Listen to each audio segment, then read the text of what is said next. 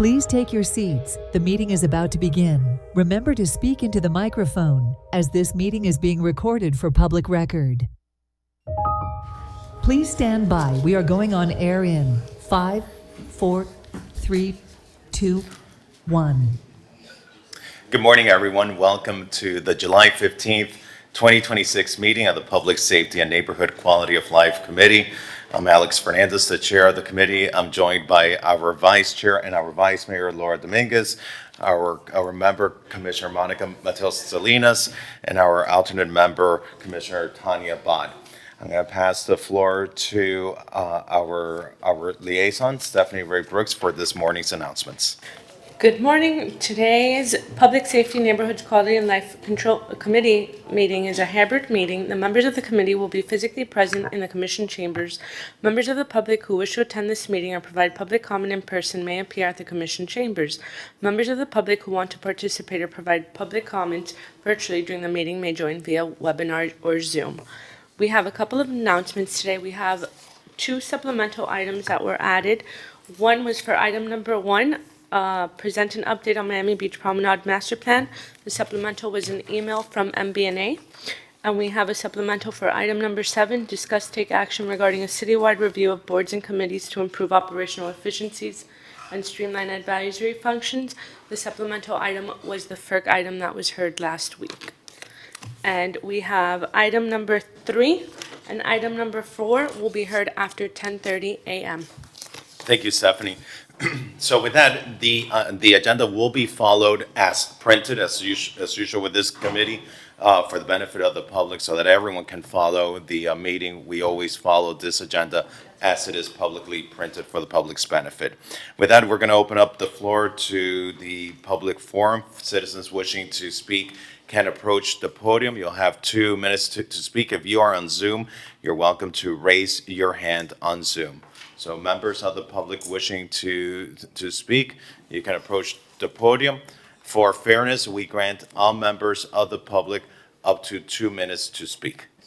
Good morning. If you can state your name for the record. Good morning. My name is Janet Figueroa. I'm one of the artist vendors. I know we're supposed to be on your meeting at 3 o'clock and today at 9 o'clock by any chance. But all I'm really want to say is that the change of the ordinance and going through all these extra programs that these people are just submitting information and ideas, which I understand. Me, as a member of the program since 2016, I don't live in Miami. I live out of Miami. I'm a person that I'm very well educated, so they should be happy to have people like me here. Well, they could have a choice to have the homeless people running around here, but I am one of the type of persons that I have a lot to bring to your community, even if I don't live here. So all I'm asking is to be grandfathered into the program. And if you guys want to keep the ordinance that you have, you keep it. But be fair to the ones that have been in the program all these years. I think that's more than fair. When you have people that they have degrees behind their back and they out there, and I was an auxiliary police officer for 8 years in the city of New York, and I'm offering my services for free to this city when they need an ambulance, when I need to call for a homeless person attacking one of your tourists. I think you should be more happy to having me around than having the other options. Thank you so much. And what's the status of this item? Is this item before this committee? Is this item currently pending at another committee? I don't think it's not at this committee. It's just going back and forth, back and forth, back and forth, and more things get added into the game. Really, what we were concentrating is the ordinance and to be fair to the people that have been in the program all these years and just grandfather them in. That's all I ask. I don't think that was, you need a rocket scientist to solve that. So I'm hearing it's currently pending where? I will look exactly where it is pending, but I do believe that Land use, I'm hearing from one of my colleagues, so the item is currently pending at land use. Okay, all right, thank you. Thank you for your participation. Thank you for your time. We're gonna go to Zoom. Members of the public wishing to speak on Zoom, you're welcome to raise your hand. Robin Jacobs, welcome. You have 2 minutes to speak. Good morning, Chair, Commissioner Fernandez, Commissioner Dominguez, Commissioner Mateos Salinas, and Commissioner Bott. Thank you for the opportunity to speak today. My name is Robin Jacobs. I have the privilege of serving as chair of the Miami Beach Convention Center Advisory Board. I respectfully ask that you reconsider the recommendation to sunset the Convention Center Advisory Board. The Miami Beach Convention Center represents a public investment of approximately $650 million and remains one of our city's most important economic engines. While the Convention Center Hotel project is nearing completion, I respectfully submit that the completion of the hotel is not a reason to eliminate this board.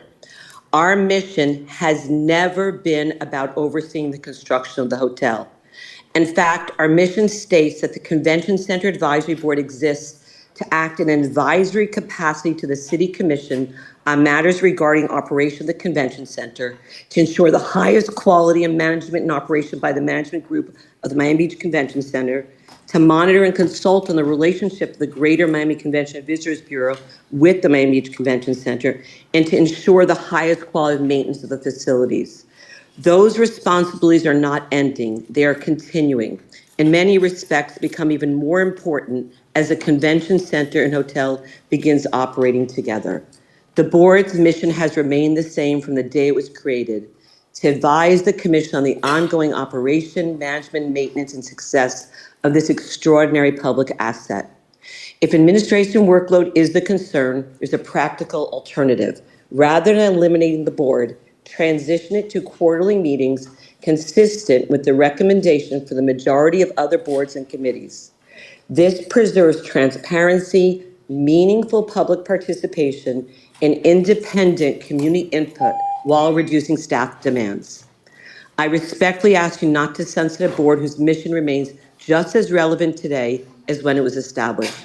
Construction is only one chapter. Stewardship, operational excellence, and accountability of the ongoing mission. And I believe this board continues to have an important role in fulfilling that mission. Thank you for your thoughtful consideration. Thank you, Robin, and thank you for your service on the committee. I see Mitch Novick with his hand raised on Zoom. Good morning, Mitch. Welcome. You have 2 minutes to speak. Good morning, everybody. Mitch Novick, working out in a hot sun, doing yard work. Hadn't planned on speak, so I'm pretty cold in that regard. I want to speak to you about waste, something I've spoken about, who knows, dozens of times over the past several years in front of the commission body. Last week, we received that wonderfully designed Miami Beach magazine, that glossy magazine made by our very own Office of Marketing and Communication. Our water bills have gone up for the past dozen years automatically every October. All you need to do is check them.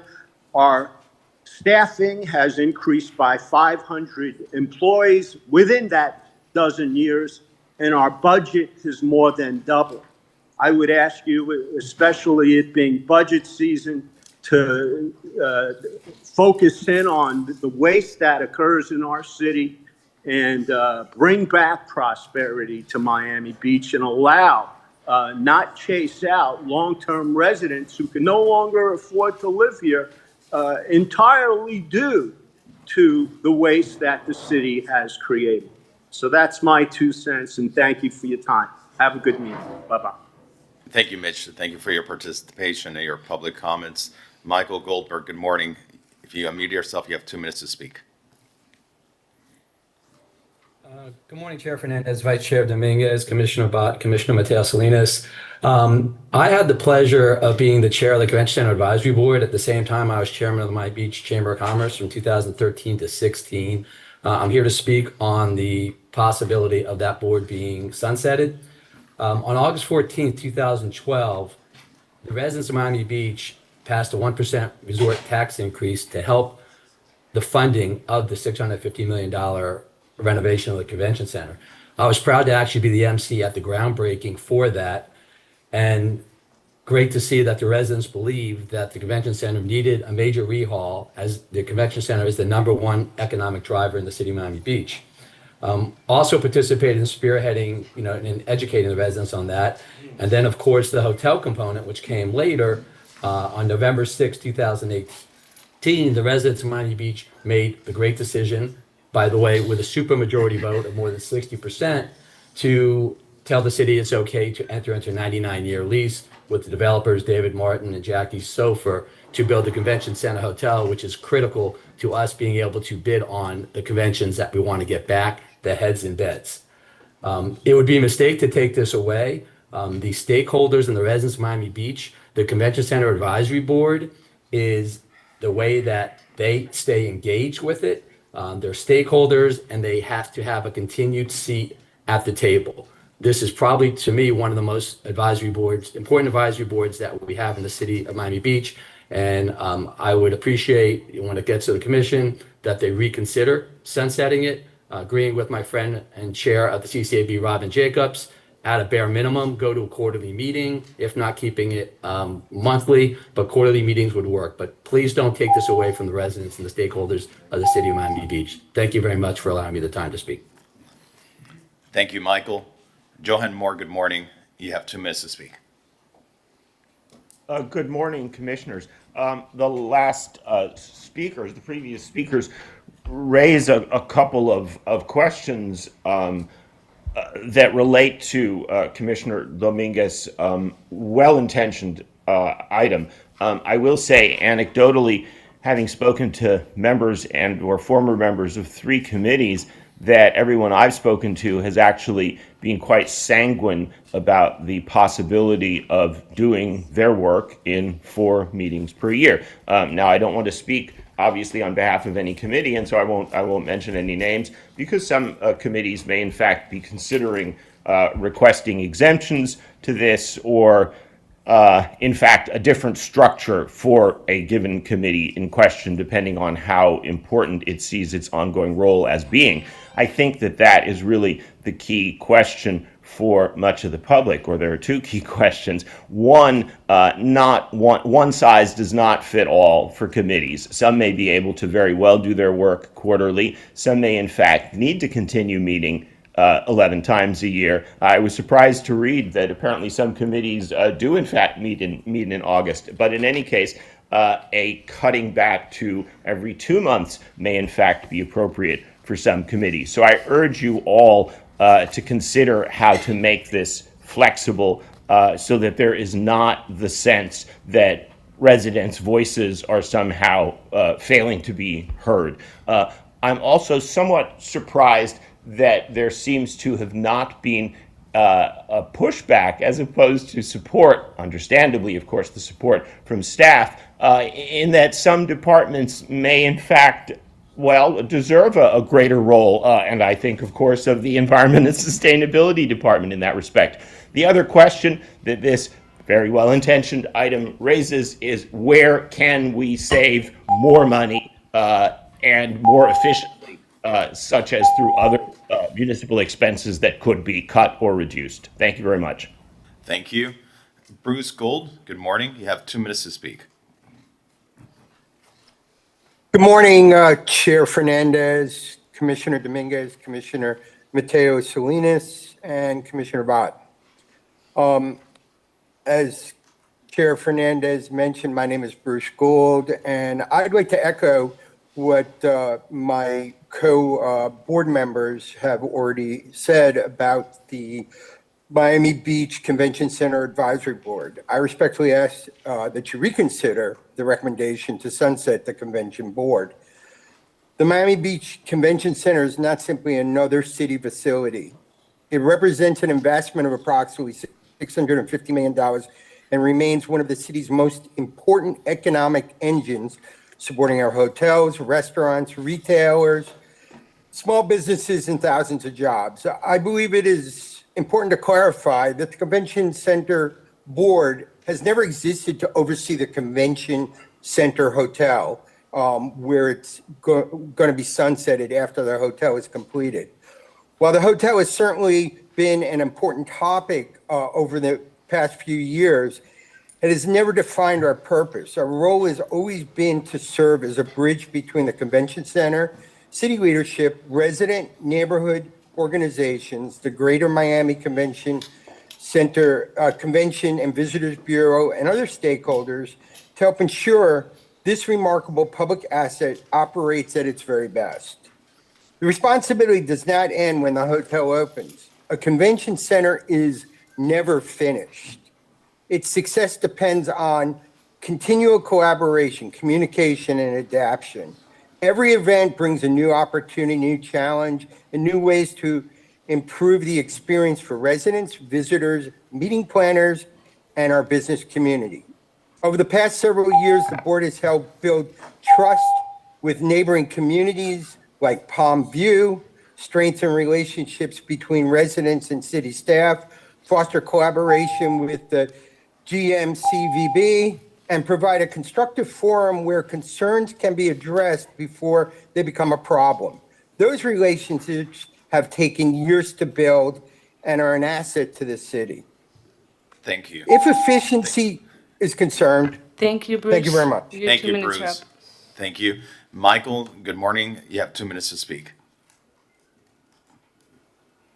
Good morning, Mr. Chair, Commissioners. It's Mike Llorente, 2625 Collins Avenue, and I'm calling as a property owner and a part-time resident of the Oceanfront Plaza, which is right at the center of the Miami Beach Promenade.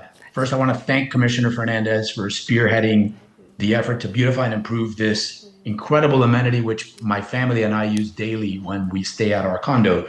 I just saw this item on the agenda literally 20 minutes ago, 30 minutes ago, and I decided to call because I'm a little concerned about the recommendation to approve what is being called the organic path.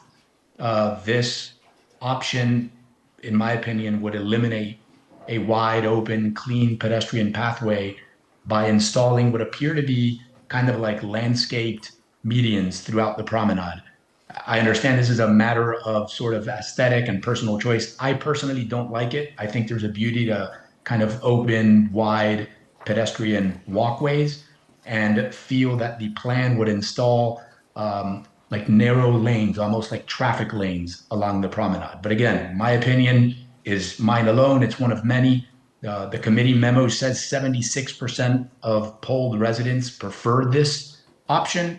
So I may be outvoted here. I don't know anything about the poll, how it was conducted, how many people participated, but I would simply respectfully request deep community engagement before embracing a path forward.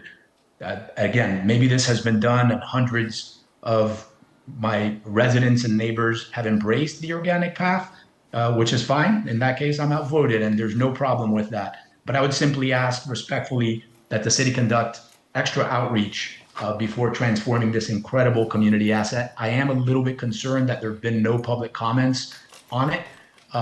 So in any event, I just wanted to call and register my one opinion of many, and thank you all for your commitment to improving this incredible asset. Thank you.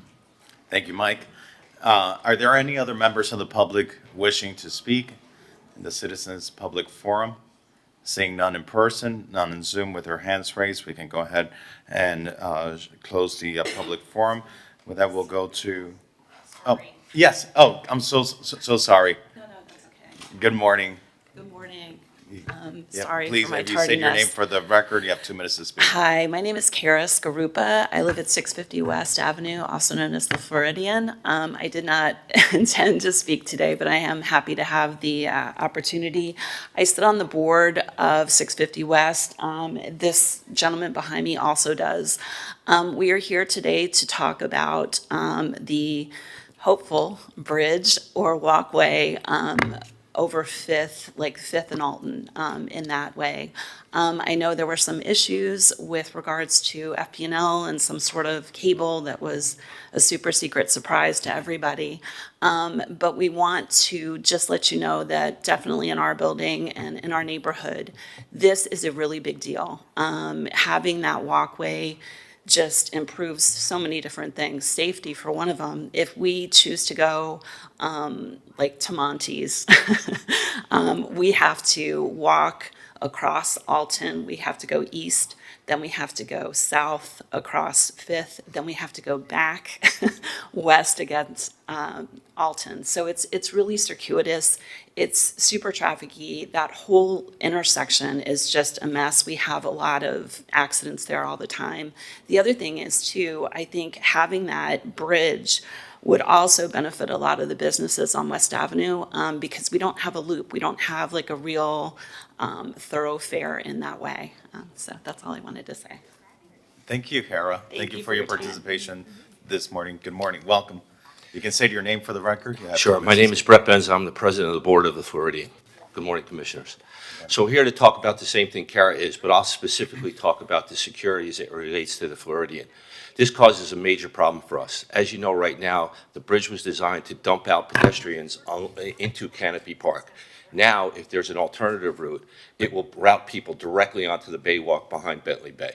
Now, I'll let Tim Carr talk about Bentley Bay because I'm sure he's going to have a lot to say about what that means for their building. What it means for our building is that we're going to have to spend hundreds of thousands of dollars on security because our building is wide open to that Baywalk.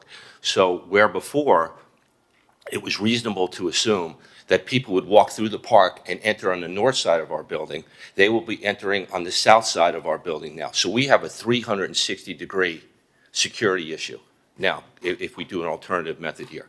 So that has to be considered.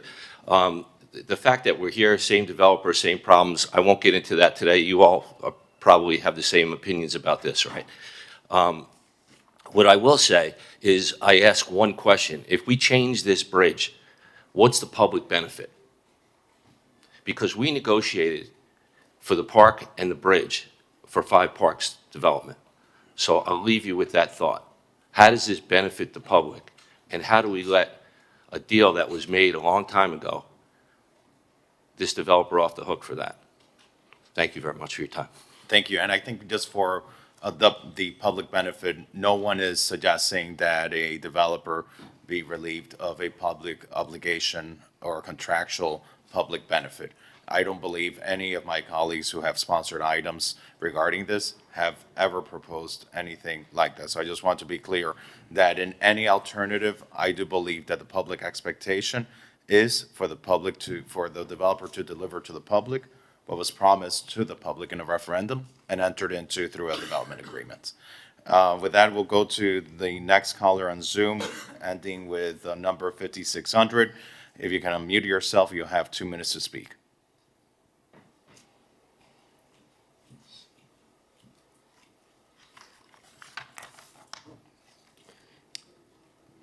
You are muted.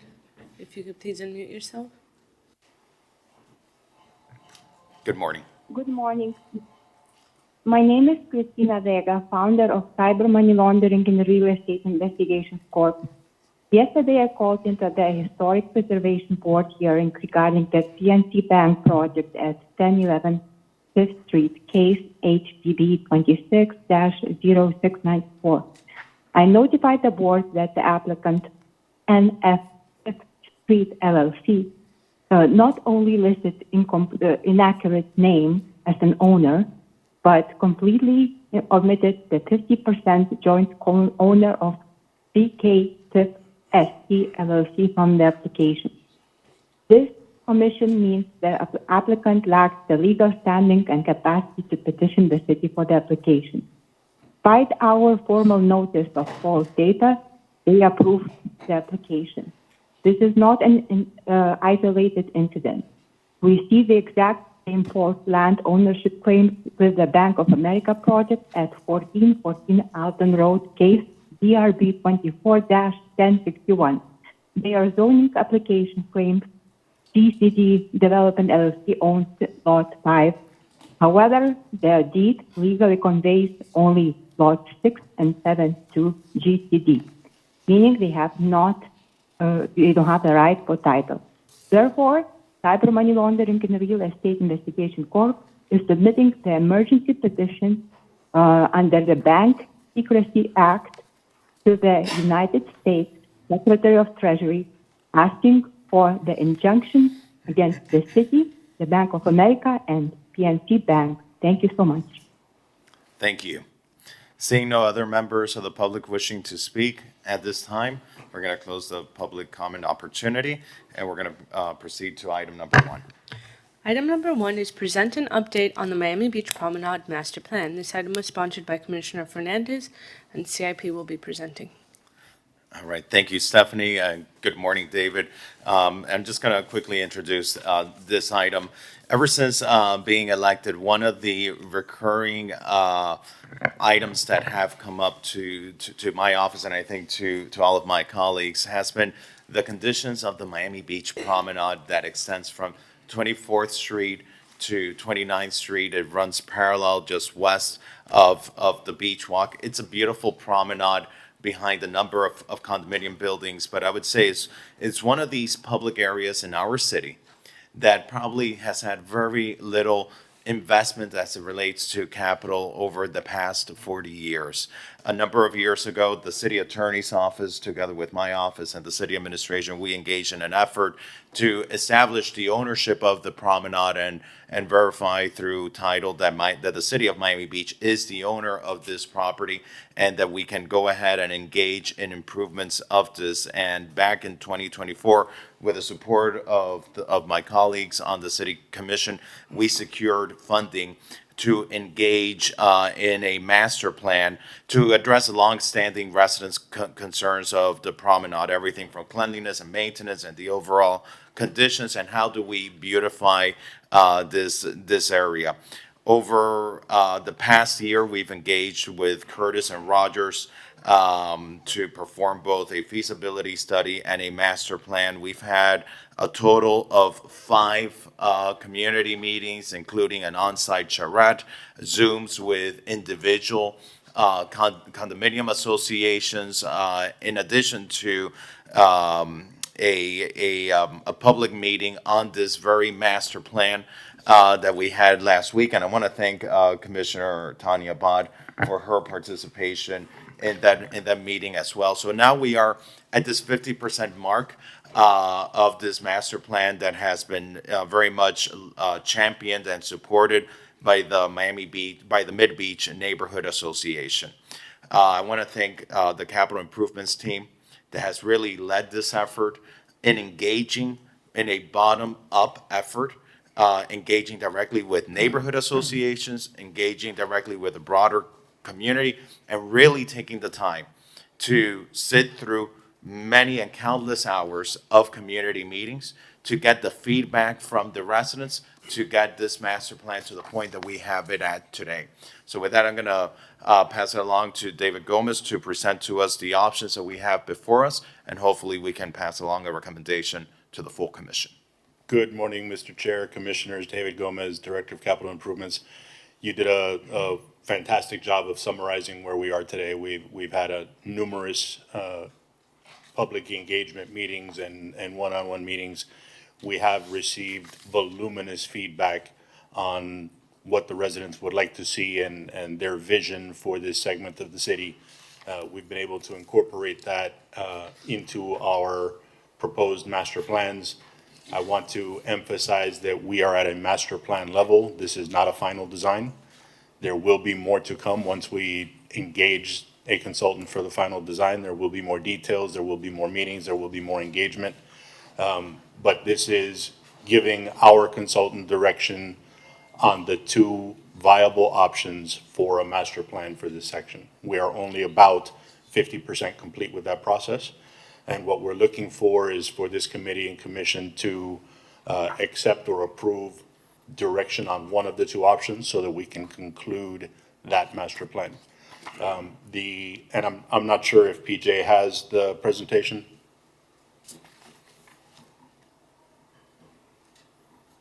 Nope, that's not it. Unfortunately, our consultant was unavoidably detained, so I'm kind of winging it for him.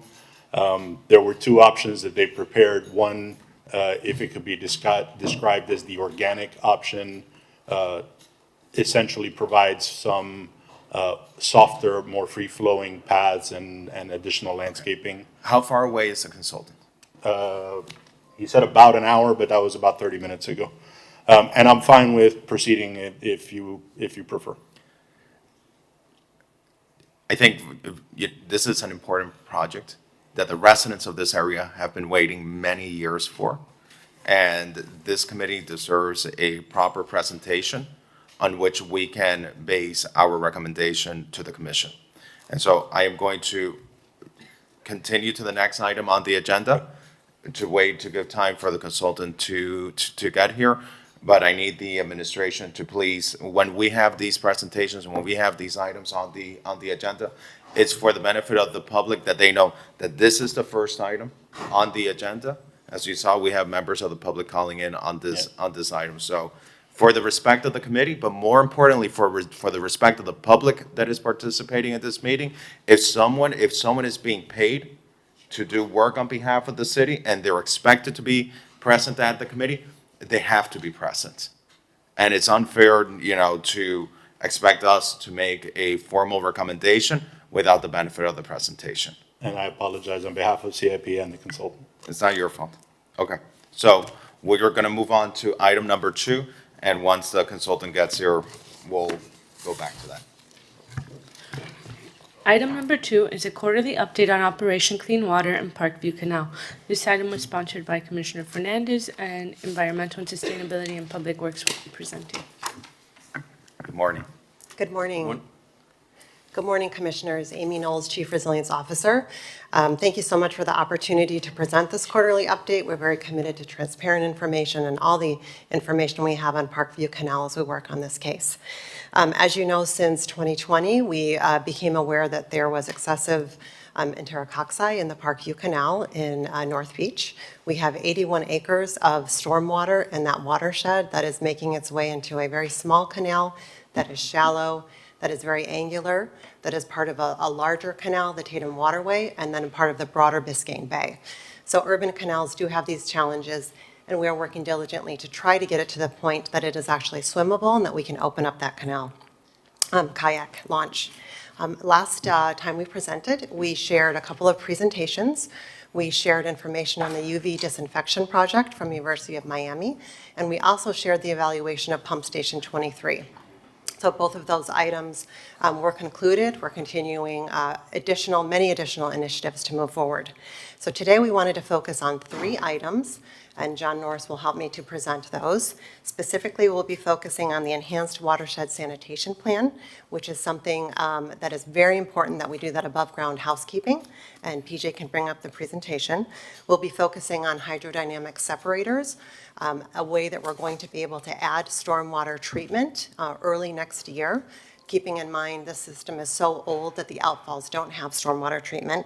And then we'll give an update on the weekly water quality sampling results, which were directed by the sponsor and commission that we began last fall. And we're happy to answer any additional questions. Sure. Thank you. All right. Good morning. John Norris, Public Works Director. We're going to start with the Enhanced Watershed Sanitation Plan.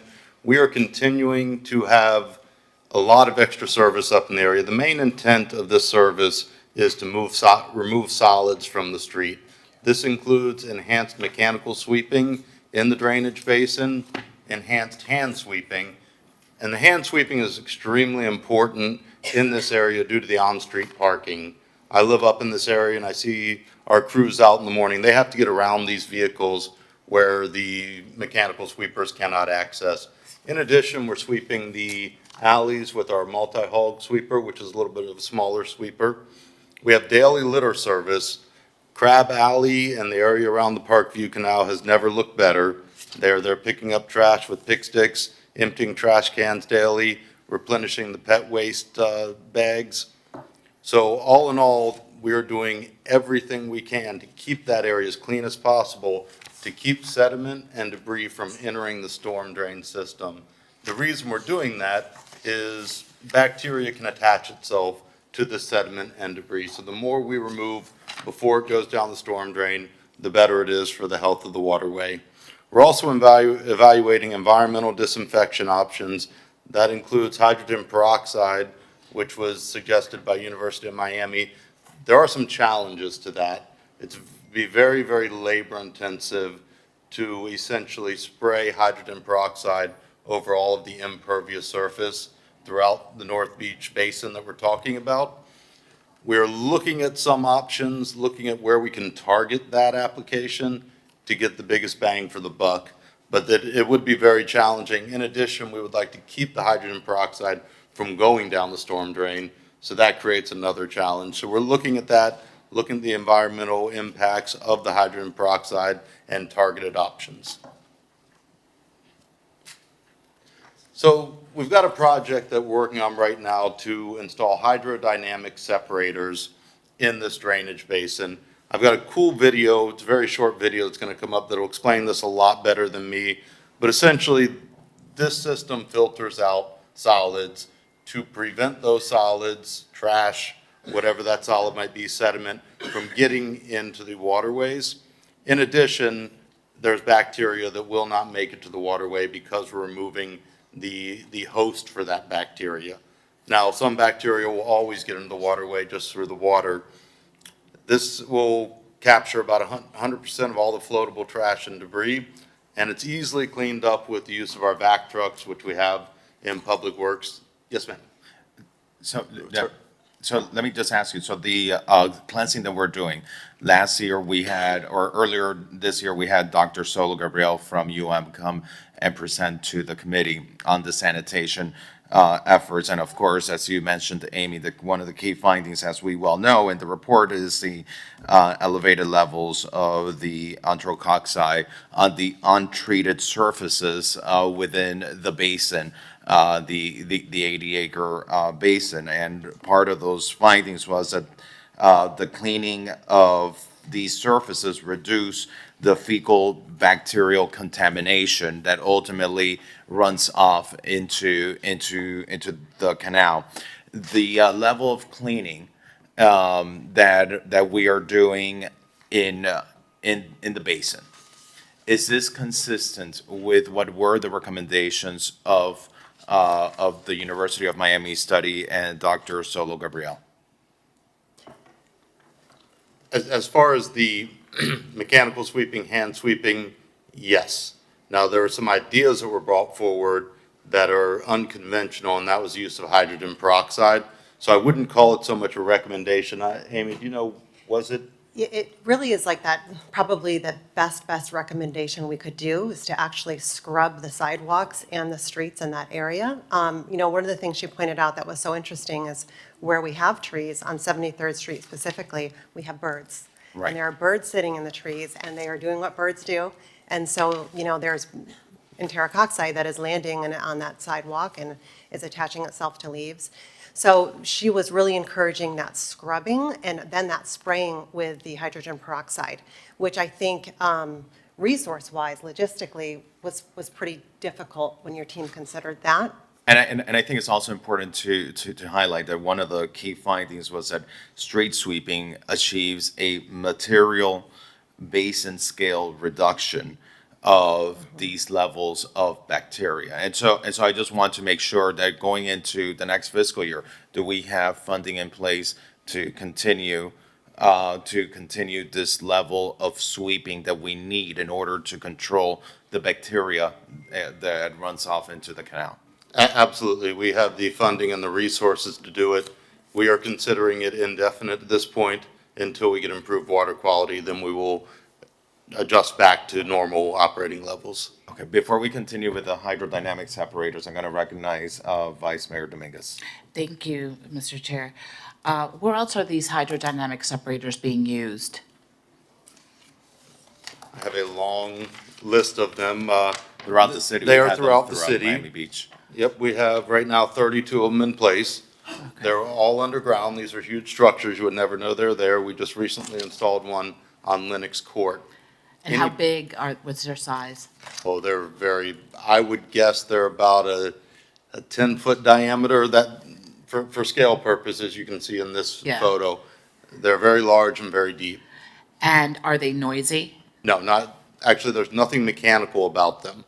So you'll see in the video, it's just a vortex that's established within the structure that removes all the sediment and. And does it operate 24 hours a day or as needed? Always operating. Yep. And we're currently working, I know we're currently working on a procurement item to acquire these hydrodynamic separators. And how far out are we before having an item on the agenda to acquire these? So we should have, right now we're in the invitation to bid phase. The construction is estimated to start early in 2027. So we're getting very close to the installation of these. Great. Okay. And so this is about 70 acres of drainage basin that we're talking about. That's why logistically scrubbing every sidewalk on a regular basis with a disinfectant would become very, very challenging. We also have the, get back.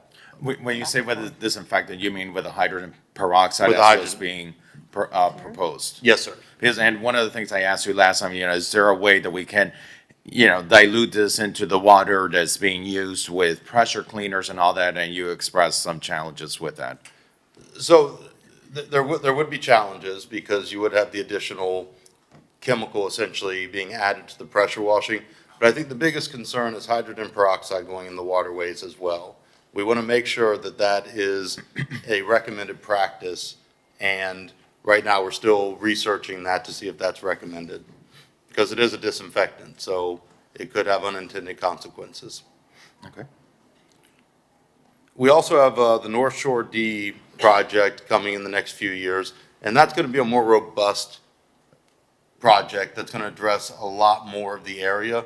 But in the interim, this project will address the direct drainage basin.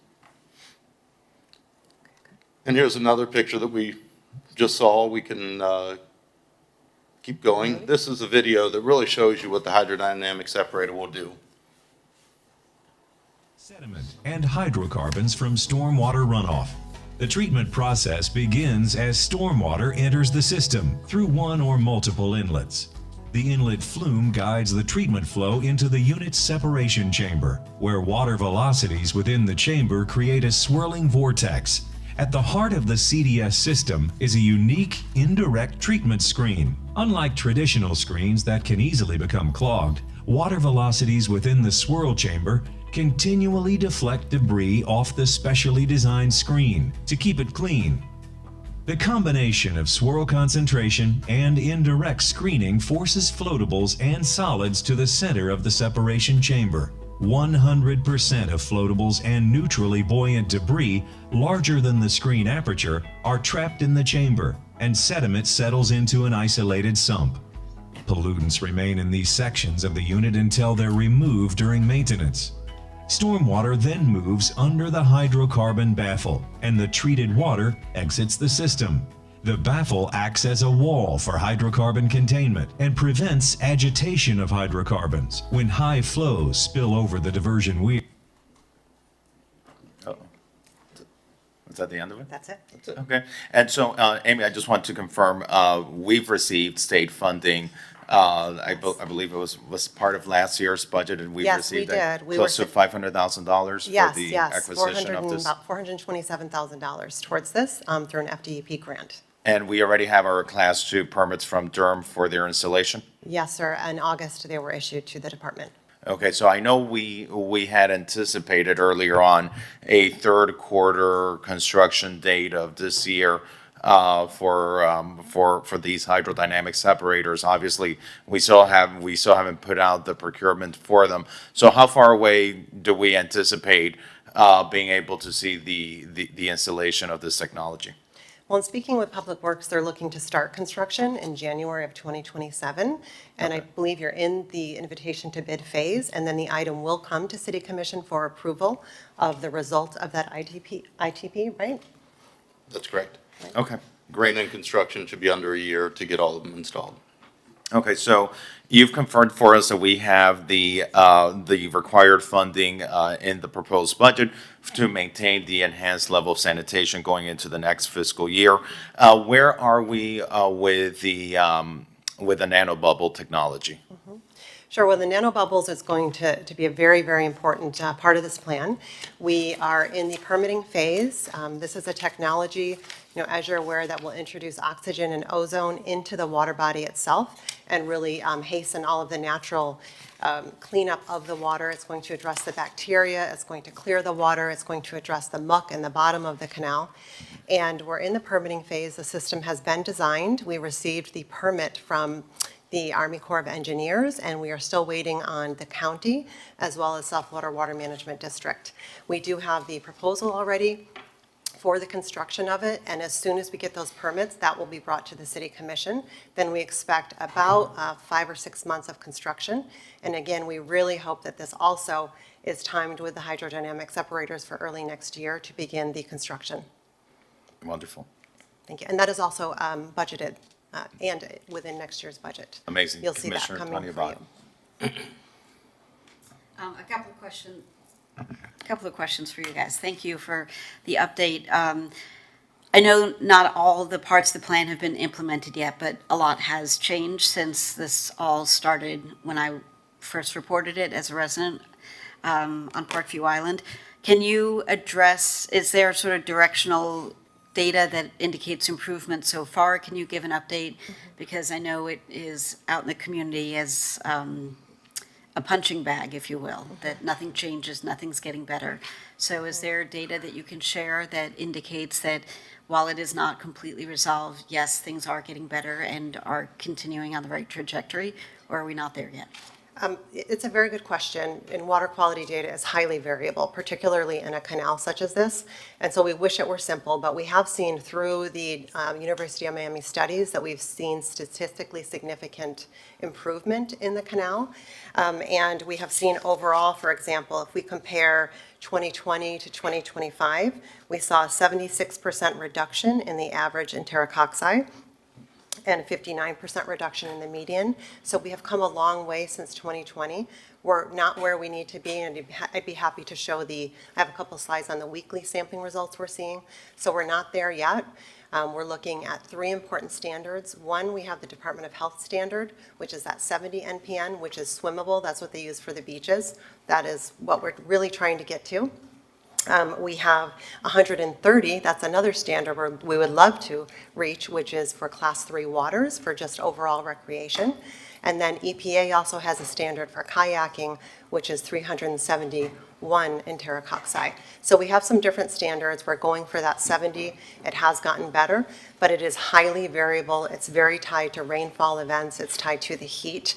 And again, it's kind of a slow-moving canal, but we're still working at it, and we'll continue to do so. Would you like to show the slides? Is that useful? Sure, be happy to.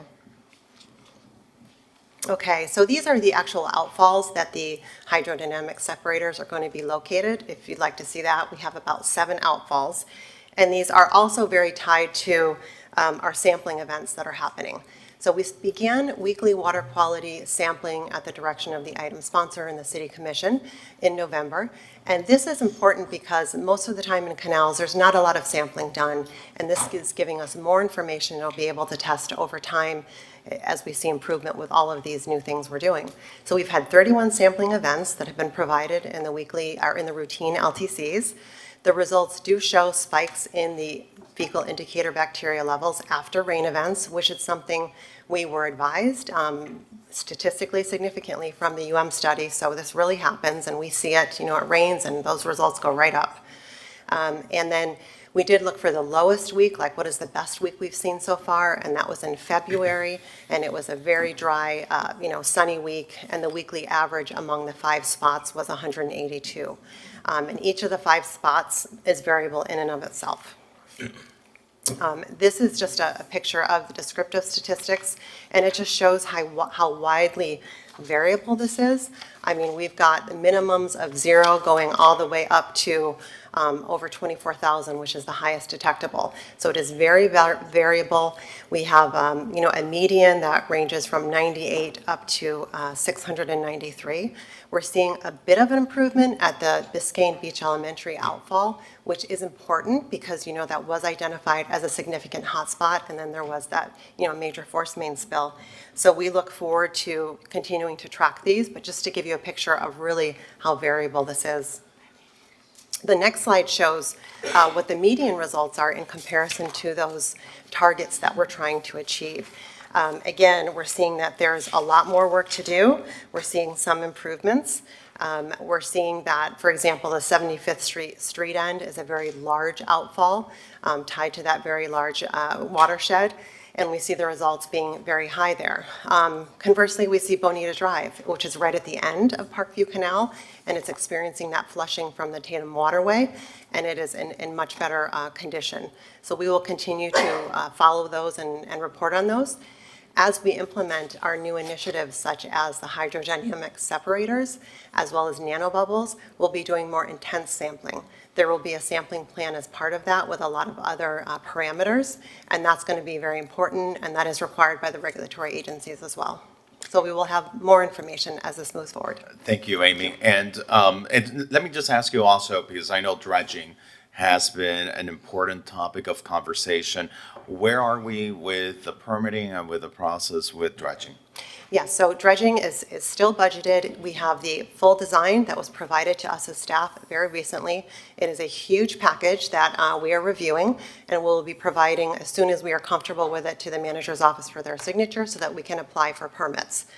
It is quite complex and a lot of questions from the agencies, of course, but we're working through that. And so, and I want to tie this together with nanobubbles, with a discussion about nanobubbles, because one of the things I've learned in this is that with the installation of the nanobubbles, obviously you have improvement in the water quality, but it could help make the dredging more efficient.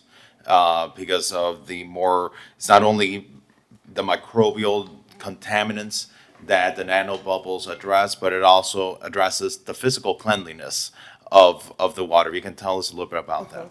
Yeah, so what we've learned about nanobubbles and that in other areas where it's been employed, it's actually kind of eaten the muck. So it's had such processes that it starts to address the muck that's gathered and the contaminants within that muck. So that's really, really promising, and we're going to see, how that works.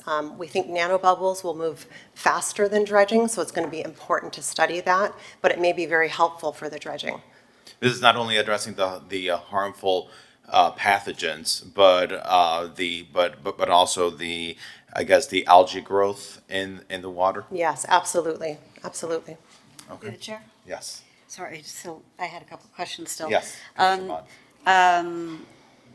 The hydrogen peroxide scrubbing, I know it's labor intensive. There's an opportunity maybe to do it at hotspots. You had mentioned that you wanted to, rightly so, study to make sure that it didn't affect deleteriously the water quality, which is ironic given the topic and the need for it. But if it's coming as a recommendation from has that not already been confirmed that it would not be harmful?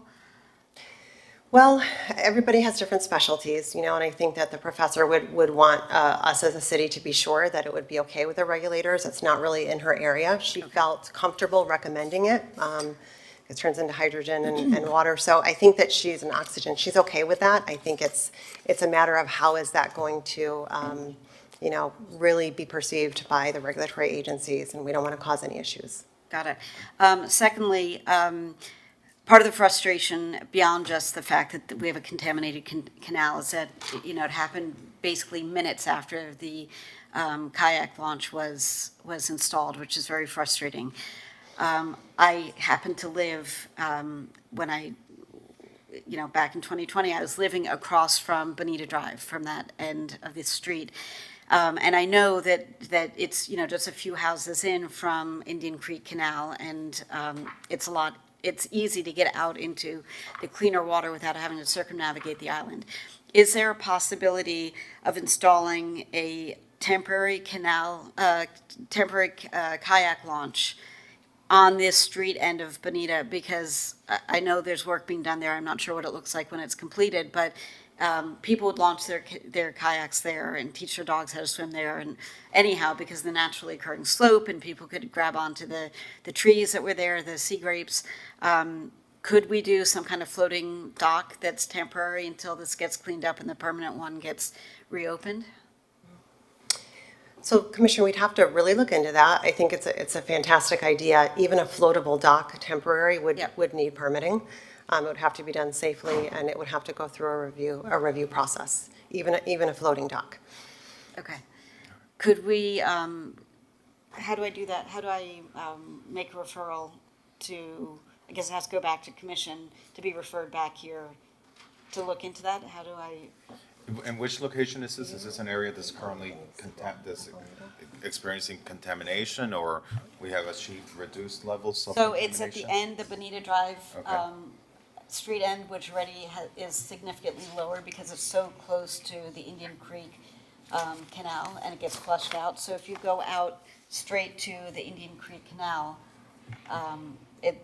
you sort of circumnavigate all the contamination. I want to hear from Amy if, I just want to make sure that, we really, I know there's times we have achieved a minimum of 0, but I know we've also achieved a maximum of the maximum that you can achieve. Yeah. And the average is not that great.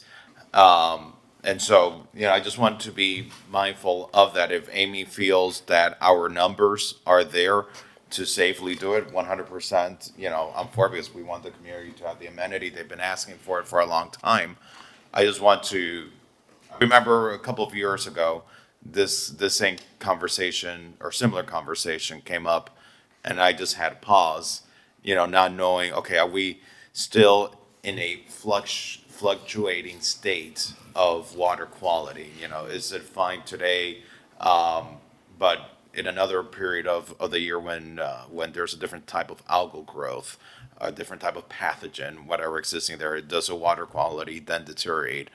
So I just, I'm going to be very deferential to Amy. No, of course, but Yeah. this is just to have that conversation, because this isn't something that I would want the team to answer on the fly here today. I'd like you guys to go back, take a look at it, take a look at how long it would take to get permitted, because, if it's going to be a year and a half, do you anticipate that the results will be good enough in a year and a half to reopen the permanent kayak launch? I just want to have a conversation about it. You understood, Commissioner, and it's a valid point. Canals are very difficult locations to select for things like this because they don't have the flushing of the ocean. So a lot of times when you see kayak launches in canals, they're not necessarily even trying to meet this 70 target that we're looking for in Parkview Canal. We do have fluctuation, we have variables. We would have to dive into the data, probably track it over time. We couldn't say for sure it would be safe. A lot of guidance from cities in general is that 2 days after a rain event, please stay out of the waters. We know that they're going to be carrying a lot of pollutants. So maybe general guidance like that, we would have to be comfortable with. So again, out of deference to the rest of the agenda, I don't think this is the time and place to have a robust conversation, and I would like you guys to put some thought into it, and let's just come back and hear what you have to say and see if it makes sense, or if it doesn't make sense, then that's fine. Yeah, it's part of the next quarterly presentation if you want. Sure. Yeah. Okay. No problem. Awesome. Any other questions from the committee? Comments? Are there members of the public wishing to speak on this item? Seeing none in person, and none on Zoom with their hand raised. Amy, John, I want to thank you for how serious you all have dived into this issue. I'm so excited about the technology, from the hydrodynamic separators to the nanobubbles that we're working on, the progress that we're making on the permitting with this, the funding that we have allocated with this. And I know with Durham, we're just, finalizing some minor things. And it feels like we've been working on this for a year already, and that hopefully there's some light at the end of the tunnel with that permitting. And I just want to express, my optimism, just having heard and seen from different areas that have experienced perhaps even more serious environmental issues in their waterways, and the effectiveness that this technology has had. I cannot wait for us to get that final environmental permit from Durham and see this technology here, as I really have great optimism. And to you, John, for your work in continuing the heightened level of sanitation so that we improve that water quality before it runs off into the canal. So I want to thank you both. Thank you. Thank you. With that, we'll proceed to items 3 and 4 are going to be heard after 10:30. Has a consultant arrived okay, so the consultant's not here yet for item number 1. So let's proceed to item number 5. Item number 5 is an update on timeline for construction of Miami Beach Convention Center Hotel and anticipated opening date. This item was sponsored by Vice Mayor Dominguez and Commissioner Fernandez. Commissioner Dominguez, this is your item. If you want to present. Yes, so we've been hearing a lot about the progress. I'm very excited. I think July 28th is the topping off ceremony. I'm going to be out of town, so I will miss it. But with the anticipated opening date of December 2027, will that be before Art Basel, during? And please tell us any updates. Hi, Good morning. good morning. Yes, the intent is to be open before Art Basel of 2027, and our construction schedule is on track, and we're topping off next week. Thank you. Given how far along with this, I'd be fine to close this item out. Okay, I still would like to keep it on committee because I want to get a comprehensive update next month on the parking. I know you all are working on finalizing an agreement with 1691 Michigan Avenue. That actually has been signed and is complete. It's been signed. Okay, Yes. so where are we with that? Yes, so the updates since last meeting are, we signed the parking agreement with Rivani. So, and we submitted to your attention a memo summarizing all of the parking spaces with exact numbers that we're committing to have on site for employees and off-site as well. So we're covered for employees. We have How many engaged- parking spaces do you have secured for your employees? So we have more than what we need. We have secured in our parking agreement at 1691 Michigan Avenue, up to 350 spaces. Up to Mhm. 50 monthly spaces and the ability to scale up to 350. 350. Are you going to be able to scale up to those 350 spaces on a regular basis, or is that depending on their capacity, It's depending on our needs, on your needs? and we Okay, have to communicate it within a month ahead, yes. okay. And for your employees, how many, is that for your employees or are those for visitors to the facility? It is intended for employees. If we need additional for visitors, we may use it for that purpose. And one of the questions that Commissioner Mateo Salinas had brought up last time was relating to the cost. As we know, the parking, oftentimes providing for parking can be expensive. At what cost have you guys analyzed that yet? How much you're gonna charge your staff for parking? No. No? We have engaged a parking consultant that's gonna give us a report in 30 days. Perfect. So it will take us actually 60 days, if that's okay, for us to present to you. Yeah. The report from our parking consultant, to provide that level of analysis. I'm so grateful for the progress that this team has been making in securing additional parking. I was very concerned on the impact that this was going to have on the surrounding parking garages, because I do believe, once all the new retail opens up on Lincoln Road, once the new hotels end up opening up along Collins Avenue, there's just gonna be a lot of extra activity coming into the area, and which is gonna be great for our economy. But we also want to make sure that we don't end up with a greater parking deficit than that we already experienced. And you all have taken seriously our concern, and I'm grateful for the progress that has been made. Commissioner Salinas, I know you had raised some of the concerns. I don't know if you have any questions or comments on this. You're good? All right. Any other questions or comments from the dais? Seeing none, are there any members of the public wishing to speak on this item?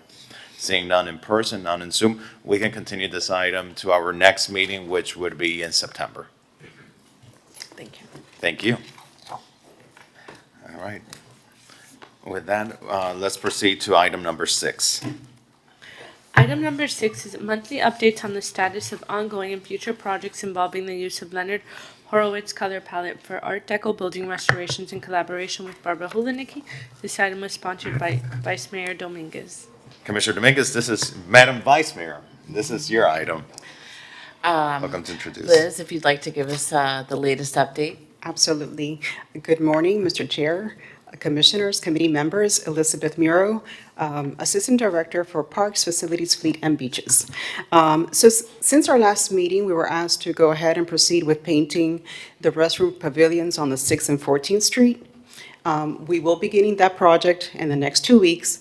So the completion date has been moved a little bit further, from July 30th to the first week of August. And given that, we will gladly issue an LTC with the completed project images. And those were not the Barbara Hulaniki projects? No, that's correct. Okay. Secondly, you asked us to work with our Economic Development Department regarding other properties that were potential can be used for this program. And they have a program called the Art Deco Painting Incentive Program that was established pursuant to Resolution 2024-3363, which allows for partial funding up to 50% or $20,000 per application. And they have completed one of those projects, which is the Beacon Hotel at 720 Ocean Drive, which was completed in April 2025. I will defer to our colleagues in Economic Development to provide either updates on this program or, on the future of this. And for that program, that includes Barbara Hulaniki? Yes, that's correct. Okay. I think we can close out this item, and then I'll meet with your team individually, periodically, to see for opportunities. I think maybe in the last meeting, Commissioner Fernandez even mentioned Lincoln Road section, the Ritz, and some of the other places as opportunities. But happy to meet with you individually in the coming months on other opportunities. Absolutely. Great. Okay. Thank you, and thank you, Commissioner Dominguez, for championing this. I have to say, the product of this item that you've carried through has been great, and it's beautiful to see our pastel colors throughout our historic districts. So thank you for your leadership. Well, it came from a previous commissioner, and I was happy to pick up the baton from her and continue it along with you. Thank you. Thank you. With that, we can show this item closed. We can move on to item number 7. Item number 7 is discuss take action regarding a citywide review of boards and committees to improve operational efficiency and streamline advisory functions. This item was sponsored by Vice Mayor Dominguez. Good morning, Vice Mayor. You're welcome to present your item. This item was brought up because a few months back, I was having a conversation with the city administration, and they mentioned in passing that working on our committees takes up almost 50% of their workload at City Hall. And that really struck me because that is a lot of time to spend on an advisory committee, taking away from them doing their jobs. So I've had conversations with the city clerk. I've also met with Maria Hernandez, our assistant city manager, and we've come up with some possibilities for us to discuss and move forward to the commission for final decisions on how these things work. Good morning. Good morning, committee members, and thank you, Vice Mayor, for that summary. So what we've been trying to do with the item is find a balance between the workloads that we currently have and the committees that we manage as an administration. So the purpose of the item, well, first of all, the Vice Mayor had asked us to look into ideas of how we can restructure committees maybe that would maximize the use of staff resources. So this item has been prepared jointly between the Office of the City Clerk and the administration. It took about a year to gather all the information that we needed to gather in order to make a sound recommendation. Just so you know, we have 48 advisory boards, and 41 are resident committees. 4 are land use boards, which are more, quasi-judicial. And then we have 3 commission committees, of which this is one. And it takes 18 administrative departments, about 20,000 hours a year to manage all of these boards and committees. But that also does not include the time from the city clerk's office and the time from the city attorney's office. How did you So- calculate that 20,000 number? So we met with every department and we passed out information. So the way we did the analysis is we first started with how many hours long is each meeting. Then it went on to how many hours the department that staffs that meeting spends in its totality, meaning everything they have to do for the meeting. And that, and it's in the memo, that. But not all of our committees achieve quorum. I'm sorry? Not all of our committees achieve quorum. And so I'm just trying Right. to understand, you have how many committees? We have 48. You have 48 Total, committees. yes. Okay. And assuming they all meet 12 times a year, that's 576, hours if they're each 1 hour. But, let's assume each one meets, let's say, 2 hours. That's, 1,100 hours. That's still a lot of extra work to get to 20,000 hours. Well, what we, first of all, I think we need to go back and look Well- at that number, because I'm not sure, when we say 20,000 hours, I'm not saying that the intent of the item is wrong and that we shouldn't do these efficiencies. It just seems a little bit exaggerated to me. Well, we spent a long time looking at the data. What we did is we asked every single department to tell us how many people are involved in every single meeting per month. That doesn't mean that every committee meets 12 times a year or 11 times a year, but each department knows how much time they have spent in every committee. And we have it totaled by department. We have percentages by department of who spends the most time and who spends, not a lot of time. We have that in a breakdown. It came out to about 20,000, I want to say, 19,900 and something, so we rounded up. Again, that doesn't include the city attorney's office, it doesn't include the city clerk's office.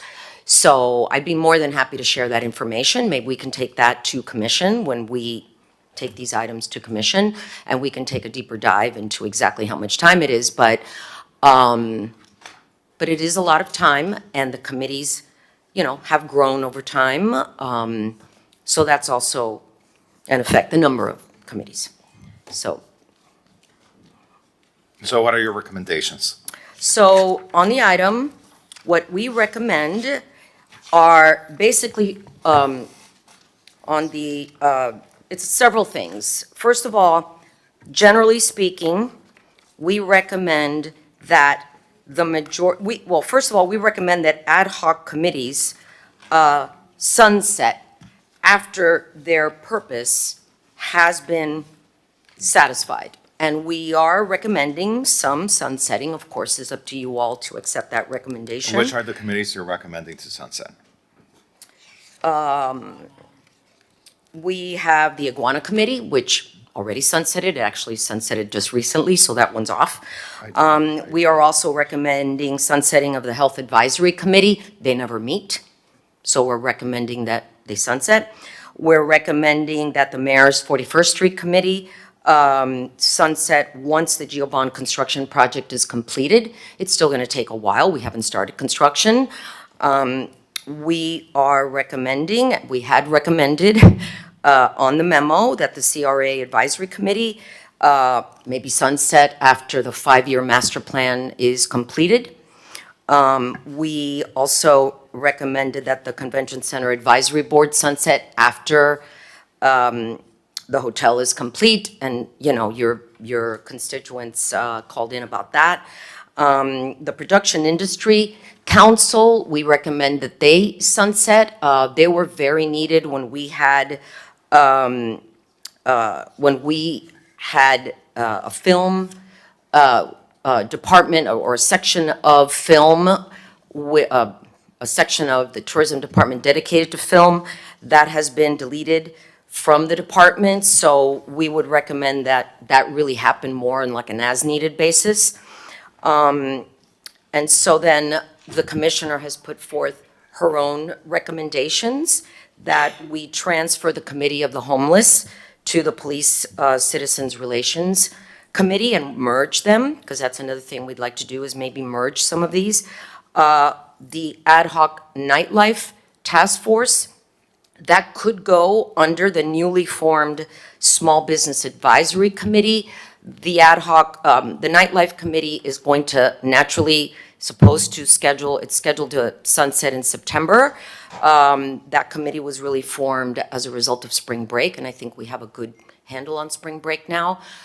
So we recommended that be sunsetted potentially or merged. And then we also recommend that all committees get canceled in the month of August, because that aligns more with, the commission's recess period. And then the ultimate thing is for us to, we're recommending that all committees meet quarterly, not monthly. Now, just so you know. Not all committees. Not all committees, because we're recommending, there's a bunch of committees that already meet quarterly. There's about 20 of them. And some even meet less than that on an as-needed basis, like once a year or twice a year, depending on what their function is. So there are about 21 that we feel could definitely go to quarterly, and they would still provide input to the commission, they would still have their voice. Thank you. But the workload would substantially be reduced. Thank you. Vice Mayor, are there additional recommendations that you have besides those presented by staff? I'm open to hearing what my colleagues suggest on the dais, and then Mayor Minor had a similar streamlining item that's going to commission, so I'd really like for this to go to commission next month, or this month, so that the two items can be heard and considered. But I think it's important that we do something and bring something forward to alleviate some of the extra work that's coming about from managing some of these committees. So I'll just, chime in here a little bit. I'm fine with sunsetting the ad hoc iguana remediation advisory committee. I'm fine sunsetting the health advisory committee.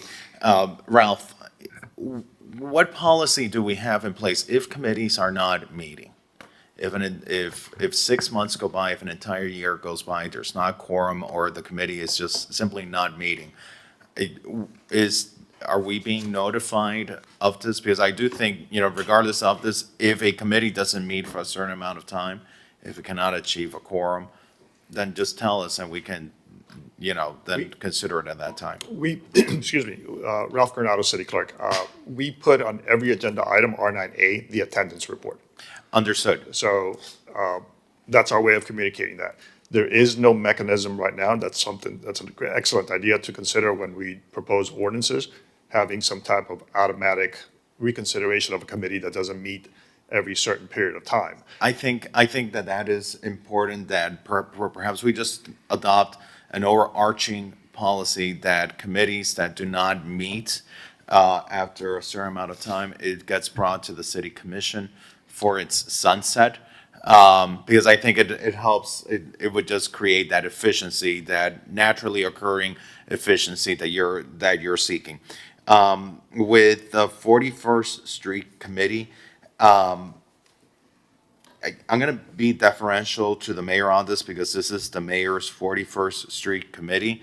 I do think that there are a number of issues that 41st Street has relating to traffic, relating to safety, relating to economic development, relating to pedestrianism, just to so many things that are unrelated to the general obligation bond. I think just seeing it, Maria, I can see how from your perspective, if we only see it from the perspective of Maria Hernandez, I can see how 41st Street is about general obligation bond.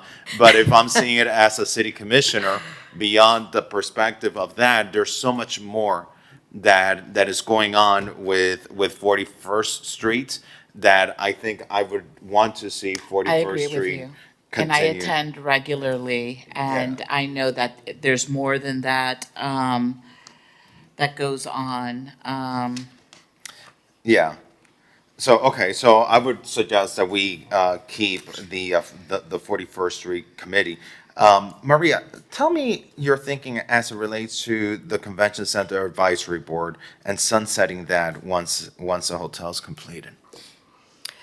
Well, as you know, I'm very familiar with that project, from the past. I just feel that once the hotel is complete, and we have completed this entire campus, we're turning it, over. And we have a lot of stakeholders, meaning our convention center, Freddie Peterson, and the management people of the convention center, as well as the Greater Miami Visitors Bureau. I feel that it's up to the staff to really manage the project and make it successful and do all of it. I think it's our responsibility. Not to say that I don't completely and totally respect the people that called in. I like them very much. I just feel that that responsibility needs to be on us. Sure. And so, it's a lot of work to get those agendas done. I have a couple thoughts on that one. Can that committee be rolled under, like maybe we approach the Chamber of Commerce and see if it's something that they can manage under their wing? Or the GMCVB has different committees. If the chamber does not want to manage that, maybe under the GMCVB, have it be one of their committees. Does that alleviate workload, or would that still be the same for the city? Well, as long as it's the staff that has to staff the agendas, create the agendas, do the meeting minutes, make sure that there's quorums, report it, on a constant basis, as long as we have to do that, that's still the workload on us. At least doing something quarterly is a big change. Rather than monthly. Monthly is every 3 weeks, every 3 weeks we have to start thinking about all these things again and again. So we could take that into consideration. Of course, I'd have to do more research, maybe before the commission meeting. Okay. So we could take that into consideration, but. And as you mentioned, I also yeah. have a lot of respect for the people that Yes, phoned absolutely. in championing Yes. this committee. I know the work that they've done. I've attended the committee several Yes. times and do Mhm. understand its importance. I want to ensure that we find a balance, so if we could do some Yes. research between now and the next commission meeting, that would be amazing. Yeah, and I think that's great. I mean, I just want to point out, since 1997, we have had a Miami Beach Convention Center Advisory Board. And my challenge with this recommendation, again, Maria, I respect you tremendously, and we've worked together for a long time. But if I'm looking at the Convention Center Advisory Board, just, from the optics of completing the hotel, well, then I understand how the Convention Center Advisory Board might not be needed upon the completion of the hotel. But since 1997, the Miami Beach Convention Center Advisory Board has been the residents' voice on behalf of residents who provide feedback to the city commission on this important asset, advise and give input on budget, reviewed the marketing plan and the management group, monitored the booking policies and approve any recommended changes, recommend on multi-year contracts of the Miami Beach Convention Center, monitor management and user contracts and agreements, review on a quarterly basis the maintenance of buildings. And they're doing that on behalf of whom? On behalf of the residents who have also invested $600 million in what are one of the economic engines, one of the lungs of our city. And so I see their role to be beyond just the scope of the hotel and, you know, the renovation of the convention center, because it goes back 30 years. You know, here we would be sunsetting, you know, a 30-year institution in our city, which, by the way, is also one of his responsibilities, is to monitor and consult on the relationship of the GMCVB with the convention center and ensure we have the highest quality of maintenance of the facility. This is one of the lungs of our city. You know, this is what keeps, you know, not what we've had in the past, trade shows coming into the city. No, high-level conventions that we want to come into our city. And now that we're going to reach our peak with the completion of the hotel, we're going to sunset them. I want to thank you, Vice Mayor Dominguez, for, you know, agreeing to perhaps, you know, keep this on a quarterly basis. I would suggest that we keep it under the purview of the city, because when we look at their purpose, the mission of the board is to act in an advisory capacity to whom? To the city commission on matters regarding operations of the convention center. And I think then that should stay under the purview of our city governments. If I may, I think it's an excellent recommendation doing it quarterly. We recently brought up, there's new membership on the board with the neighborhoods. That has reduced, at least to me, a lot of the complaints that we would get when they're involved now in the convention center. So I think that's something that could definitely work. It's a good compromise. Yes, absolutely. Commissioner Mateo Salinas. Thank you, Mr. Chair. Great item, Vice Mayor Dominguez. I support these recommendations. I do have a couple more suggestions, if it'd be okay with you, Vice Mayor. So the first suggestion that I'd like to make is that the committees can only do one event per year. I know there are some committees that have multiple events per year, and that takes up a lot of staff time to set up and break down, and the speakers and the chairs. And so I'd like to propose that we limit the events that each of these committees have to just once per year. I agree with that. And I just have a question for our attorney. With the new DEI bill, can we still hold events such as Women's History Month, Hispanic Affairs, Hispanic Heritage?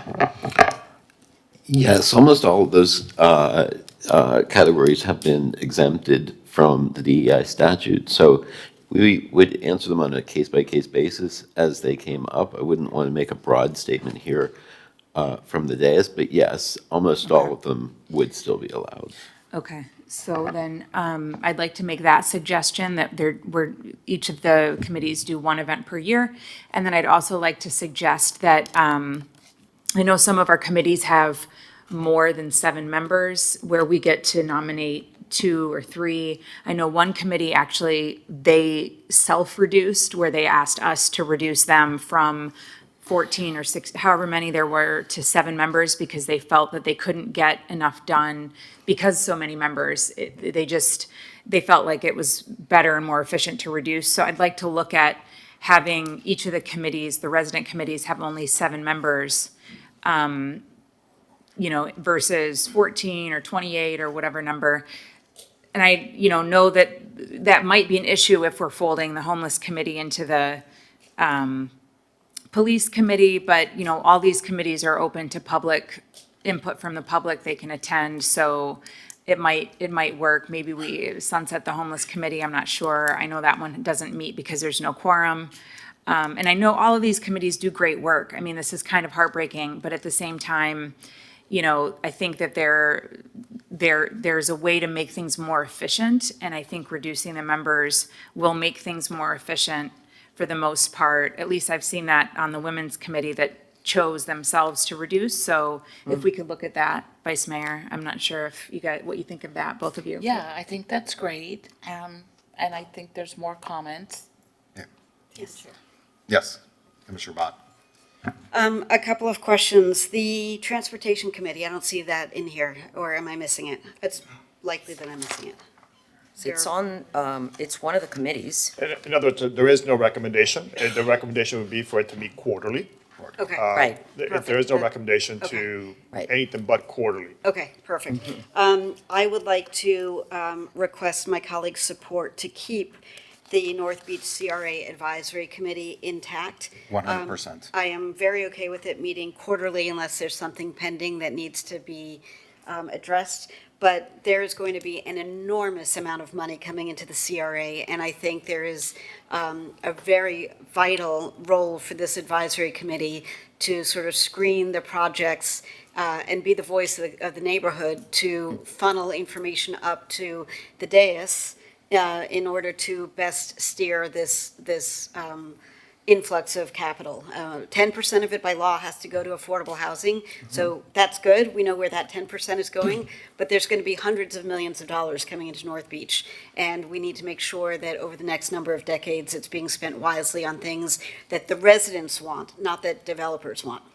And I completely agree with you, Commissioner Bond. In fact, one of the recent recommendations was the expansion of the commercial lease subsidy program that we have in South Beach to cover also areas in North Beach within the CRA. And we have an item coming to next week's city commission meeting regarding that. And in addition to that,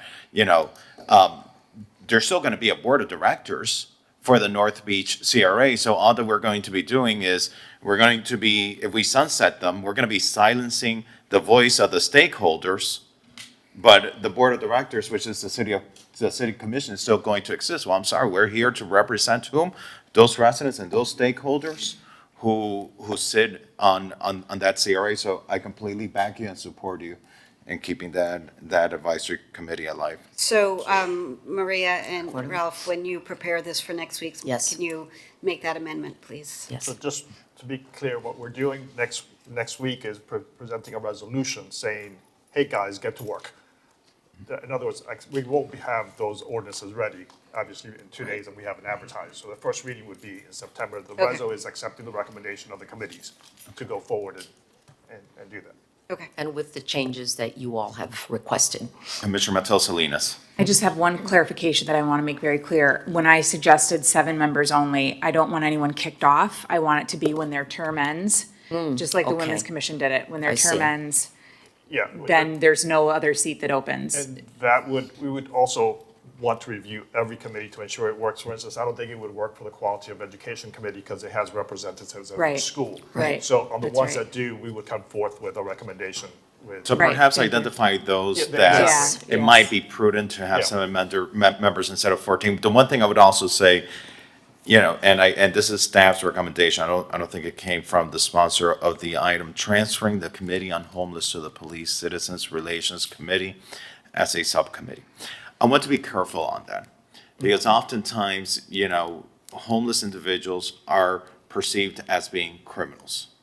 And homeless individuals are not criminals. Oftentimes, some may be criminals. But I think if we now, take a committee that is here to look at, how do we address homelessness in a comprehensive way and put them now under the purview of the Police Citizens Committee, I think it creates a bad optic and a bad look. Also, homelessness is a multi-departmental issue for many departments to address. You have fire rescue that addresses it when they have to respond and take people in. You have the Office of Housing and Community Services. You have sanitation that's involved. Oftentimes you have code. You have so many different departments. I would hate to just put this under the police, stigmatize, create a further stigma of, putting them under police as, an issue of criminality.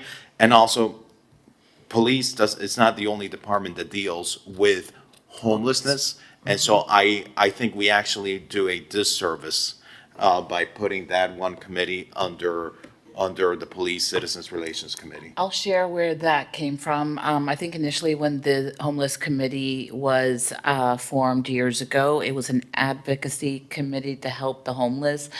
A shift came when the camping ordinance was passed, and it no longer became the advocacy to help the homeless. It came with the element that you described. And since the police department has the homeless outreach expansive program, we thought housing it there made sense, but if you do not think that, I would recommend eliminating the committee altogether because it's no longer what the initial intent was. I think we just have to find the right balance for it. I don't know that putting it directly under the Police Citizens Relations Committee is the right solution. You know, so I don't know. It's some food for thought. I would say is food for thought.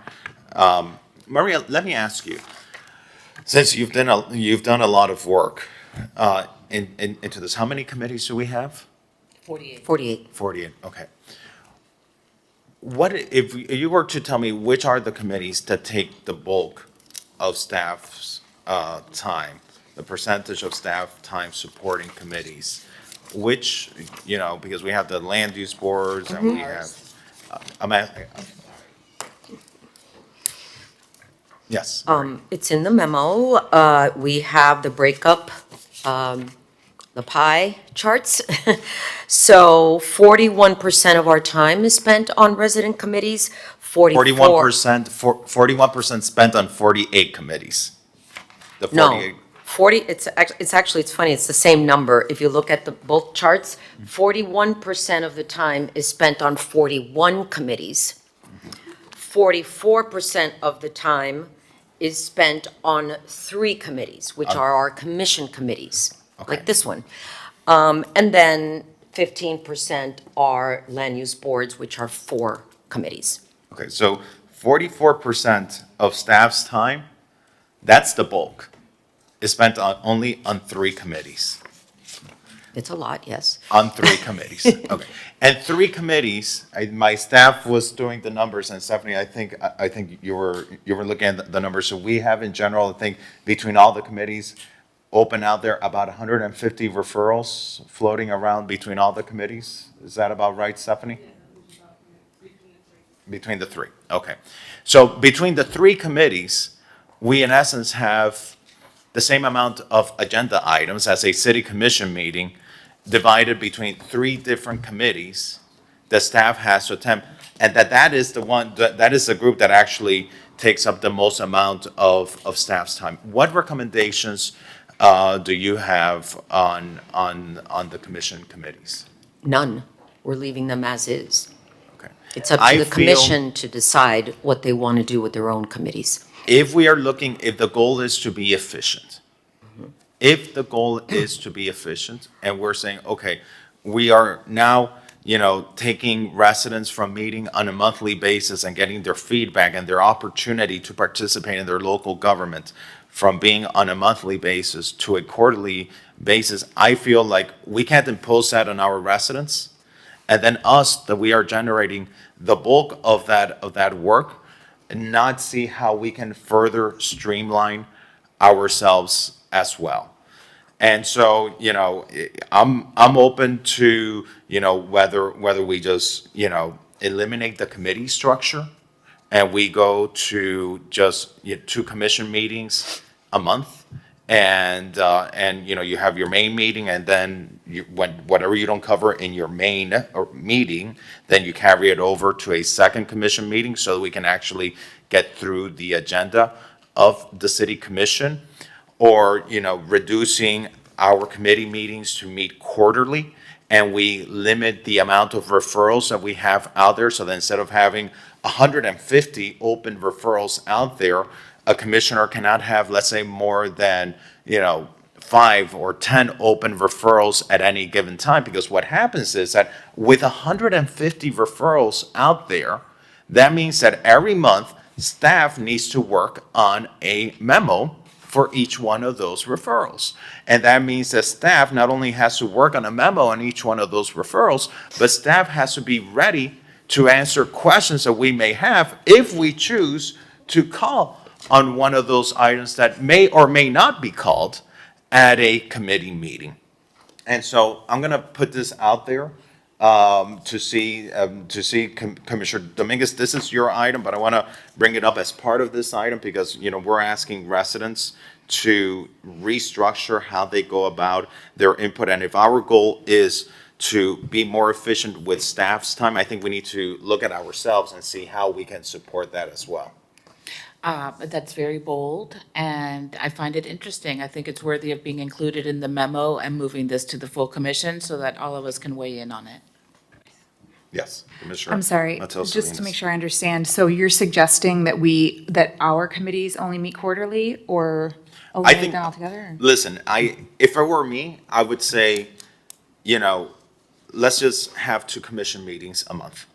Let's just have 2 commission meetings a month, because right now, 3 meetings a month, in addition to the city commission meeting, you have to have assistant city managers, you have directors here. How many directors do we have in the room? If the directors could raise their hands.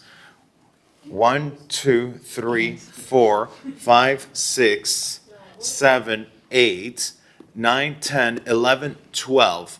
12 directors in the room, and 2 assistant city managers, the city clerk. Attorneys. Three assistant city managers in the room. Okay, we have 2 chief deputy city attorneys in the room, and the city clerk. I would support this. And now No more committee this is neighborhoods. This is neighborhoods. The same thing for land use. The same thing for finance. I think we have to see. And by the way, that's not counting the directors that we have, participating on Zoom also. And so I feel that if we're going to be pushing for efficiency, and we're asking our residents to be efficient, with staff's time, well, I think we need to lead. We need to lead the way on that. And so I would love for us to pass along to our colleagues, two options. Let's just do away with the committees and have 2 commission meetings a month, as the city of Miami Beach, by the way, used to have years and years ago. Miami Beach used to have 2 city commission meetings. I think when Mayor Dermer was a mayor, I remember we had 2 commission meetings. Did they have committees? Did they have committees? I know committees existed, but they did not exist the way that they exist today. They would discuss issues high level, and you'll remember, Maria, when you yes. started in the city back in 2010. When 10, 10. yes. Oh, that's good memory, you see. Is Back it? in 2010, when you started, how many items would we have in a commission committee agenda? Like maybe 10, 11? Well, we actually looked into that, but not in 2010, more like in 2019. 2010 is really, really long ago. 2019 was kind of the last normal year that we had before COVID, and then everything changed a little bit after that. But yes, the commission agenda has grown since then, and it's grown by a lot. And yes, there's a lot of work to manage that, but one of the reasons why we need our time is to be able to do that right and do it efficiently and do it correctly and keep up with the demands of the city commission today. We kept up with it years ago. It's just coming to a point that we feel that it's just, really taxing our time to the point that we're going to start making mistakes, failing, not being able to really be thorough. It comes to a point that, it's just too much. So it's grown by about, 126%. From my perspective, I'd much rather see us, as individual commissioners, work with staff closely on an item, place that item on the agenda as an action item that then gets discussed at the commission agenda, then continuing to put these referrals on the agenda. Because what I've learned with these referrals is that oftentimes we put referrals on the agenda to have a discussion about something, but we have a discussion that oftentimes might give us an update. We can solve the same thing by reaching out to staff and having a meeting with staff, having a conversation with staff. And I don't know, please give me your feedback, because I don't know if staff feels the same way. And Mark, feel free to give me your feedback. But a lot of times, after committees, we all have the conversation, we'll talk to someone in administration or to a director, and we all feel, well, that item could have really just been handled, in a meeting, in a conference room, could have just been addressed with a phone call, rather than having to, have a city attorney write a referral, get it pulled from the agenda, litigated at committee, then just to have it discussed at committee and then again at commission. Well, the administration is going to do whatever it is that the city commission decides. But when it comes to commission items, to commission committees, it's up to you all to decide if you want to be more efficient or not. Of course, we would benefit if you would, but it's up to you. It's not up to the administration. Commissioner Matos Salinas. Thank you. I'd like to make a motion then to move this item with a favorable recommendation to the commission, including our comments about everything that we discussed up here, the sunsetting and the events and the members, and then also include, if you two are okay with it, the eliminating the commission committees, the 3 commission committees. I support that. And I'm fine with that. I would love feedback from my colleague, Commissioner Bott, on that. Yeah. Back when I was on the board of Miami Beach United, we advocated for a different way to conduct commission meetings. Part of it was driven by the desire to get residents more involved, so the idea was potentially to start later so that more people would not have to take time off of a workday. I know some municipalities do it that way, but the other part of it was to sort of lessen the impact of at what was at the time 12 hours plus for a single commission meeting. I mean, we don't have that anymore, but that means that we don't get through our items. So I'm very open to discussing really overhauling the way we conduct business at City Hall. We are talking about trying to trim our budget. I would dispute that we're in a crisis. I know some of my colleagues, not here at the moment, but some of my colleagues claim that there is a dire crisis afoot, which I don't share that opinion, but I think the exercise of finding efficiencies is a valuable one and probably long overdue, so I'm very supportive of that. But, I have, my colleagues have heard me say it, because I joke to staff, I joke to all of us up here, I make fun of myself that we are a micromanaging commission. And I think that has been the trend over the last decade, that instead of being a board of advisors, we are really getting our hands dirty in the best possible way and with all good intent to try to make the city as good as it can be. But in that, there needs to be a balance struck between getting new ideas and synergies and, fresh perspectives in balance with professionals who have been doing this for their careers and have a great deal of expertise. There's always a way to do things better. That's not the question. And I think fresh ideas always make every discussion better. But, the 3 committee meetings, commission committee meetings, plus a commission meeting, as we've discussed, takes up an inordinate amount of time. And I would be very open to the discussion of getting rid of the committee meetings in favor of 2 effective commission meetings per month and limiting the number of items each commissioner can bring.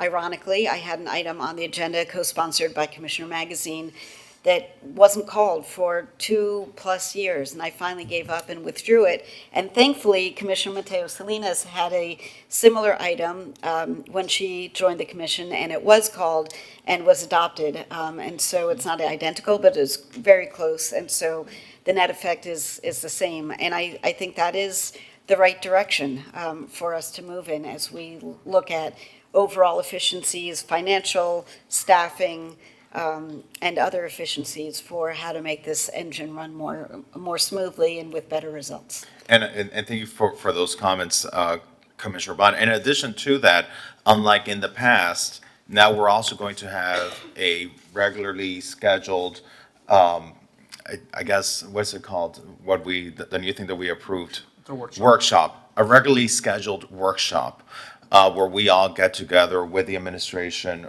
with the city attorney's office to discuss the issues of importance. And so I think now that we're introducing that workshop, perhaps it is a good time to pass along, this item that it also proposes. I would say if you're open to amending your motion, Commissioner Mateos Salinas, let's propose the elimination of the committees. It seems like Commissioner Bond was in favor of it. It seems like Commissioner Yeah, and I'll Dominguez. second the item. Okay, so Yep. are you happy to amend your item to propose that? I think I said it, it was in Yeah, there, okay. to eliminate the committees, the 3 commission committees, yeah.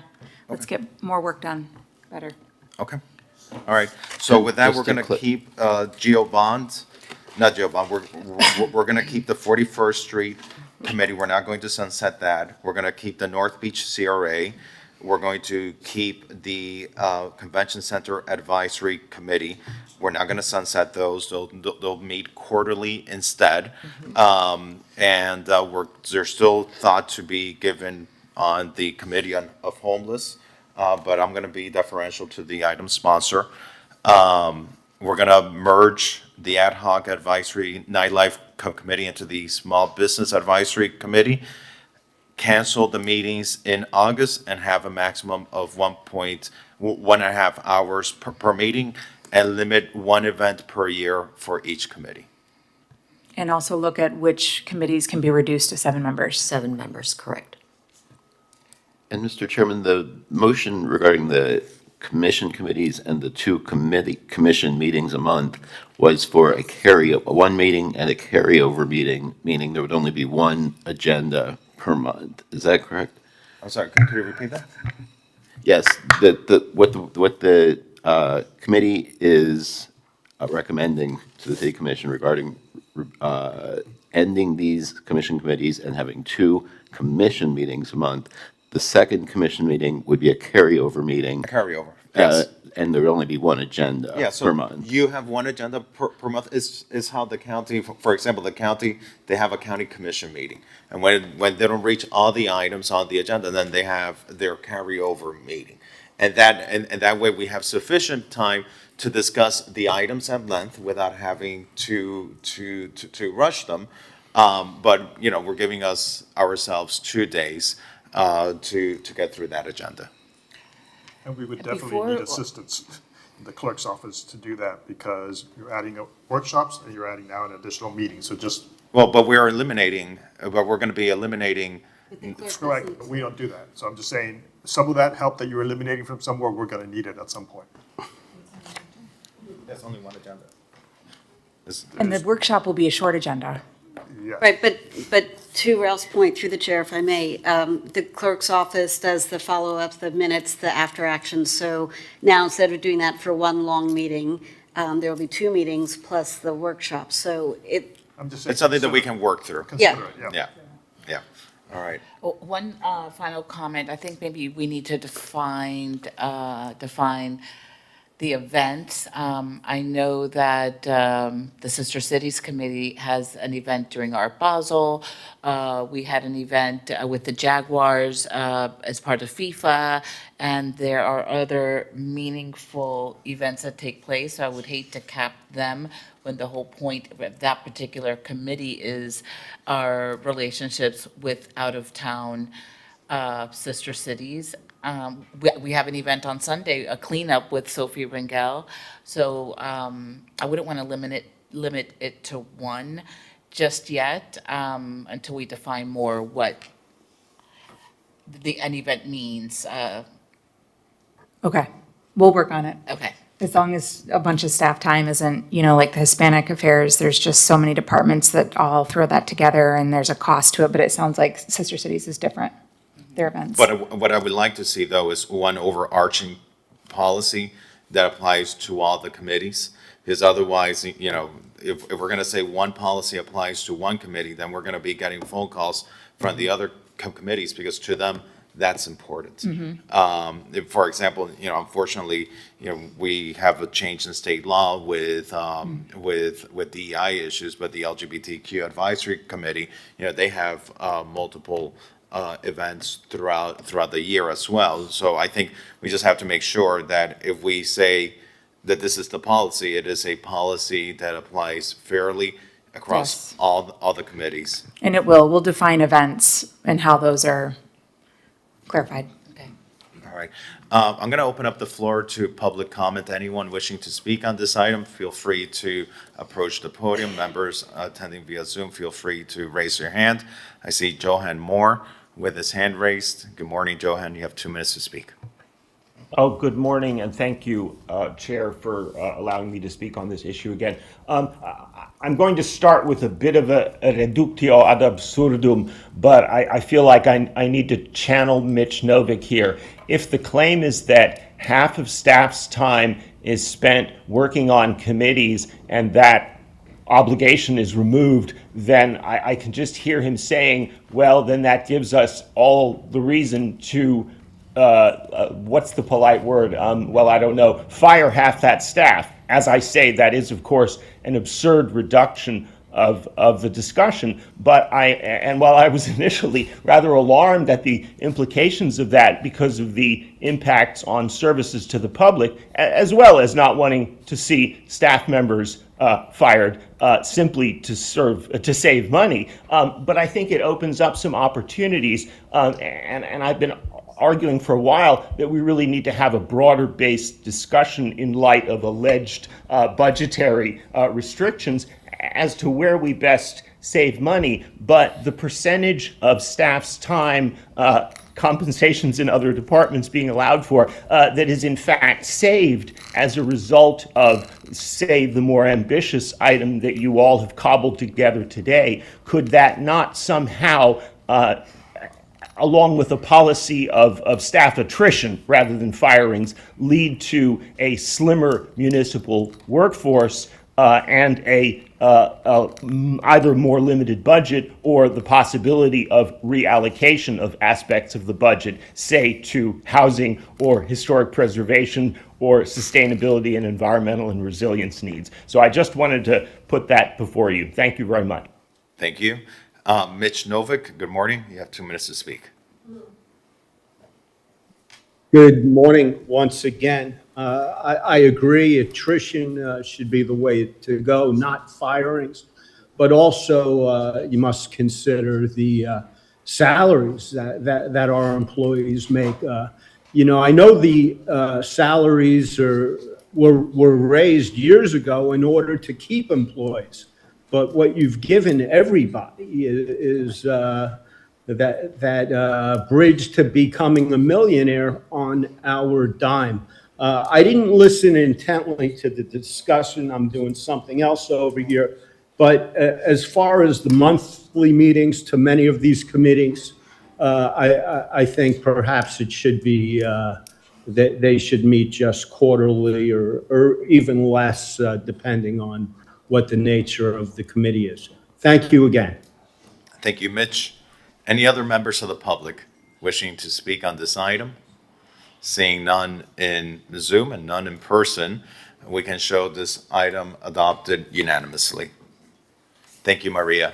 And You're thank you, welcome. Ralph, and to all the staff liaisons. I do want to highlight, and I would be remiss if I did not thank each and every one of the employees of the city of Miami Beach who take on the extra responsibility, because not all the employees have assigned a committee that they are there to assist, but a select few volunteer to take on that extra responsibility. And Maria, how much extra money do they get paid for that extra responsibility? 0. So to all those employees who take up that extra work to support our residents and make sure that our residents have a voice, thank you for the service that you do to our city. And with that, we're going to, do we have the consultants? Okay, so with that, I'm going to go back to item number 1. And then after item number 1, we're going to go to items number 3 and 4 regarding the Fifth Street pedestrian bridge.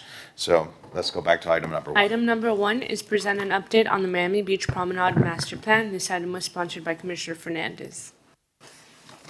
Okay. Welcome back, David. Good morning, Mr. Chair. So why don't we proceed with the presentation on the master plan and the concepts that we have before us?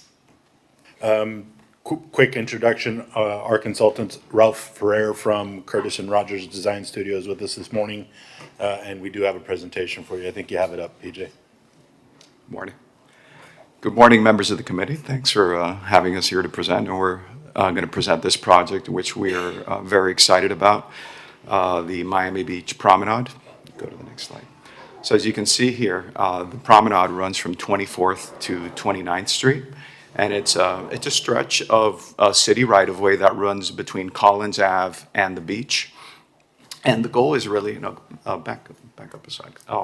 Really our goals overall is to really improve the condition and the overall aesthetics and resiliency of the promenade, making it safer, more walkable, strengthening the resilience, creating really a cohesive promenade identity. As it is right now, it's kind of disjointed in that way, and really improving the overall quality of life along the promenade. So here you can see again where the promenade lies, and you can see that area dashed there. Falls really within a unique condition between private on one side of the buildings, and then on the other side of the promenade, you have the private amenity decks that belongs to the corresponding buildings on the other side of it. So what we've done so far is, first of all, we've performed an assessment and feasibility study. We've performed a topographic survey, geotechnical studies. So we've really done a thorough assessment of all the conditions of the promenade. But included in that assessment is really extensive community engagement. And it's really been spearheaded with Commissioner Fernandez, and we've had several meetings. You can see here we've had 6 in total, and we just had another presentation last week. And what we've taken from it here, you could see here the yays and the nays, and what people along the promenade, residents and others that use it, what they are looking for. And they really want improved security. They want more shade. They want access to their maintenance along the buildings, clear access to the amenity decks, really upgraded pavement, improved drainage. And some of the things they don't want is they're concerned with maybe loitering, maybe attracting too many people, areas where crowds may gather, and lounging, or furniture that can encourage people to stay and lounge for a long time. And that's been the feedback we've been receiving. We met at the golf club early on back in November.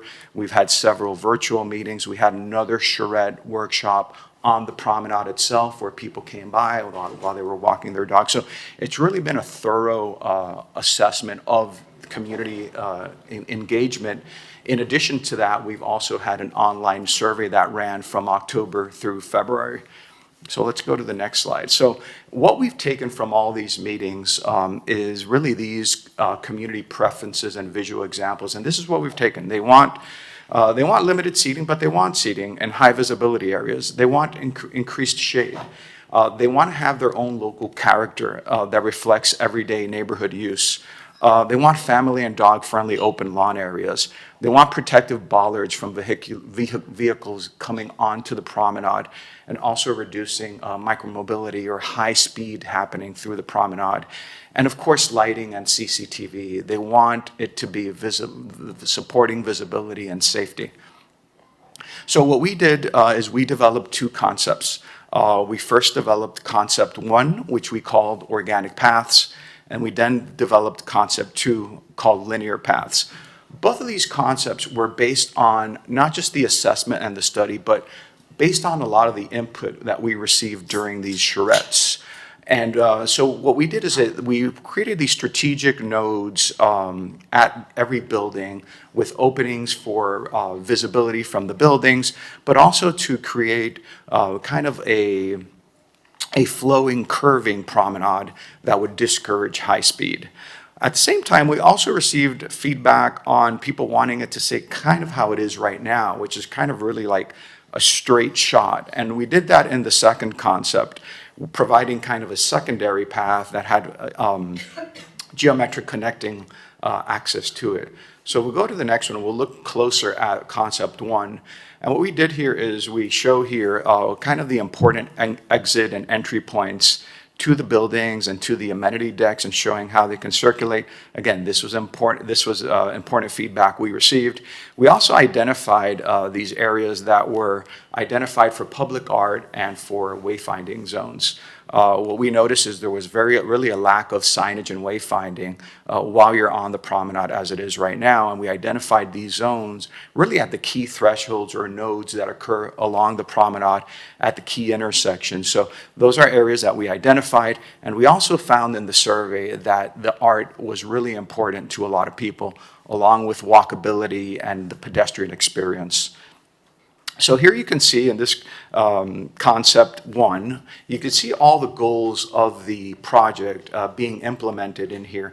And you can see, again, ideas, an accessible walkway, pavement that's cohesive, that's unified, that's permeable, that helps with stormwater, building access points, waste and recycle receptacles, dog waste stations, using bioretention, rain gardens and bioretention areas to really treat stormwater and improve water quality with a really native, resilient landscape that can help in treating that water and using green infrastructure and increasing tree canopy and shade as well. So you can see here it implemented in concept one. Let's go to the next slide. And then here you can see other views of it. You can see what the 50-foot public right-of-way is and how that cross-section of the typical cross-section of the promenade would occur. And the image to the right, you can see how it would appear as people looking down from their buildings at the promenade. And an example of one of the cross streets, this one at 26th Street, which we identified as an area that can have removable bollards. We had meetings with Public Works, and they stressed the importance of having some access for some of their maintenance vehicles to maintain the lights and whatnot. So along with this, I mentioned lighting, and what I want to show you all here is how we're illuminating the promenade with this concept. And it will be a combination of pedestrian lighting, bollard lighting, and then landscape uplighting to really improve the quality, not just during the day, but in the evening, making it safer and more aesthetically pleasing for a lot of the members or residents. And by the way, this was something that in our engagement with the Mid-Beach Neighborhood Association, which I neglected to mention earlier, they've also been involved, and these were something that they were looking for a unified vision. Okay, so next year we look at concept two, linear paths. Again, same ideas, maintaining access to the buildings and to the amenity decks, the art zones and wayfinding zones, all pretty much falling in the same place, just in a different concept. And we'll go to the next slide and you can see, again, same idea, we're implementing all the same goals, it's just in a different context and different geometry. On this one, there's a much wider promenade, which some people requested. And here you can see how we're implementing the bioretention, the lighting, the camera, the access points, and same idea of a unified, accessible, permeable pavement system. Again, here's the same as we saw with concept one. Here you can see how it would look looking down from the buildings. You see the open green areas. You see the cross section of this one having a much wider 18-foot wide path, and the same condition at the intersections. One of the things we found we wanted to do was really protect these intersections and making really these nodes and these thresholds, almost these landmarks within the promenade that identify where you are at, but also protect not just with the bollards, but with landscape and vegetation and buffer from the street. Same idea here. You can see the lighting. You can see how we have landscape lighting, the bollard lighting, and pedestrian lighting to illuminate. And all this, by the way, making it compliant with FWC, meaning turtle friendly, and also reducing the uplighting that's coming up from the promenade as it is right now. That really disturbs a lot of the residents. We've been hearing that from the public engagement. So in the end, you see, regardless of the concept that we end up going with, you can see here the improvements, the lighting, the bollards, the CCTV, the amenities, the improved signage, the improved hardscape and pavement, and of course, the landscape. So in the end, what we did is we provided a professional recommendation based on many factors, based on the study, based on the community input that we received and our overall assessment. You could see the community poll that we had back in February when we presented the two concepts where everyone voted on them. It was unanimous for the organic paths. And this is a combination, it's not just Curtis and Rogers, the landscape architecture firm, but we also have sub-consultants that I didn't mention at the beginning for civil engineering, for environmental engineering, for lighting engineering, and for signage and wayfinding.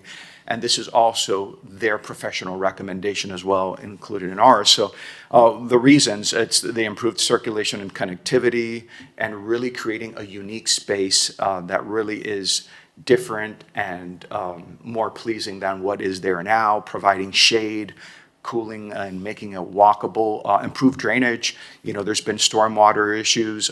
This system allows more areas for bioretention areas, for bioswales, and for the rain gardens. It supports a more open lighting approach, CCTV, and really creates a distinctive promenade character and creates, strengthens the sense of place. So here you can see the project timeline. You can ignore the portion that says June. When we originally prepared this presentation, we were going to present it back then. But we just had our 50%, our second 50% master plan meeting last week, as I mentioned. And the idea is that we'll move forward after presenting this. We've given our professional recommendation.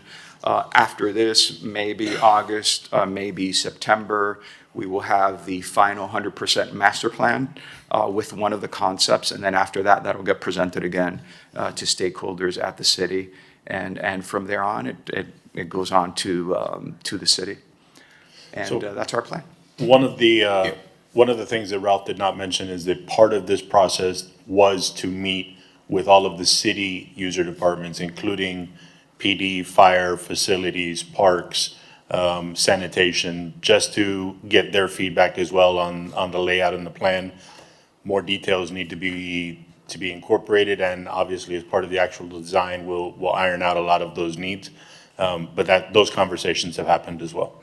So which are the sub-consultant disciplines that have been engaged as part of your feasibility and your master planning? Sure.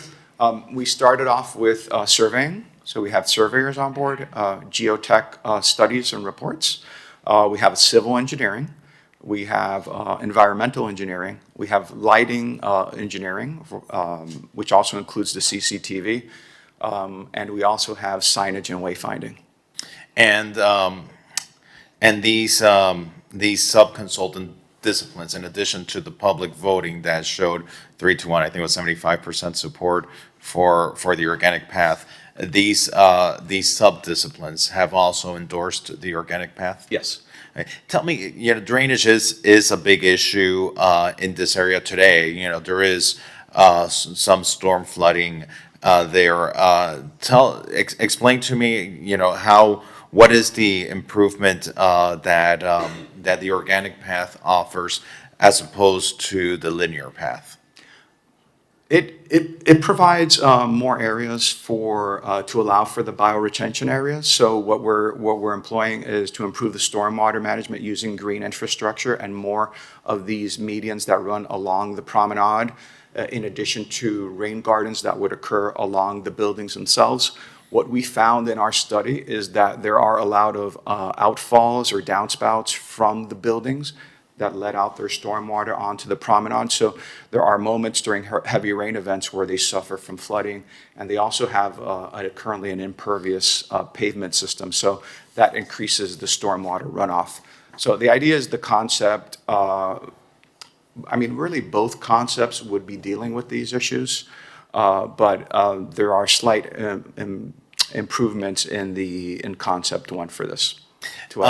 David, let me just ask you, because there's a number of items that MB&A sent over to us. We've included it as a supplement so that it travels with the item as part of the record. But some of the issues, just so that we know at what point these issues get addressed, such as the street end drop-offs and access points, particularly those at 23rd and 29th, but also 24th, 25th, 26th, 27th. At what point do these access points get addressed? So the concepts on how they're addressed will be included in the 100% master plan.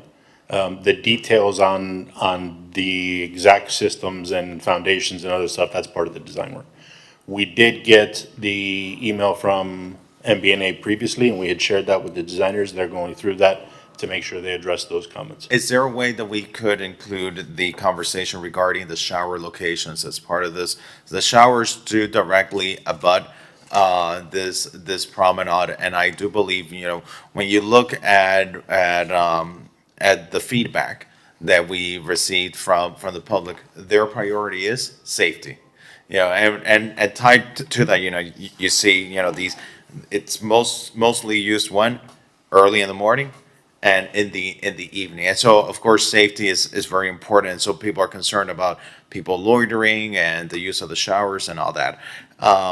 It's something that we'd like us to see. Is that something that we can address? Because the infrastructure is there at the entrance of the promenade for these showers, but also where you have these beach entrances that have the showers, on the opposite end, on the east end, you have water fountains right along the beach walk.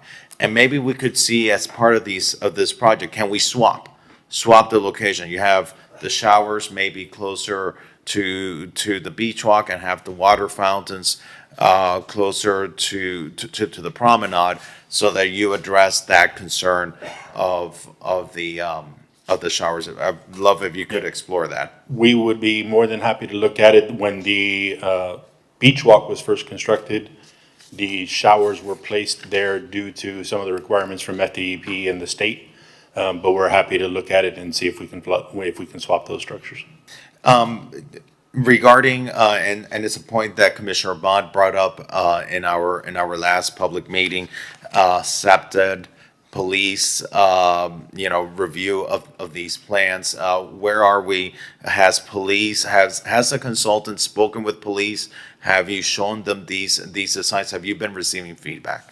Yeah, so we had initial, during our assessment, we had meetings with police and with lighting from the city. We met out on the promenade and we discussed what were the strategic areas where the CCTV cameras would be. At that time, we were working on the feasibility, so we didn't have these two concepts yet. So they have not reviewed that, but we have met with them. So the idea is that they will be reviewing the concepts. And it is part of the process for all of our projects that they get SEPTED reviews. And my last question, bollards and vehicular access. At what point do we start defining the type of bollard and the type of vehicular of protection that we put there for this? That really is going to be a design level decision once we have the project started. I think for master plan purposes, what we're looking for really is which street ends specifically need access, whereas which ones we can close off. Okay. Thank you. Are there committee members with questions, comments? Commissioner Bond. Yeah, I'm very excited to see this come to life. I just want to, I know that SEPTED is always a part of the procedure, I get that. But we're working so hard to make sure that we don't have homeless encampments in the dunes. I don't want them thinking that this is a cute new place to upgrade their neighborhood with a beautiful sort of wavy path. So let's make sure we just have a really good eye to that when you do go through that process. Thank you. Thank you.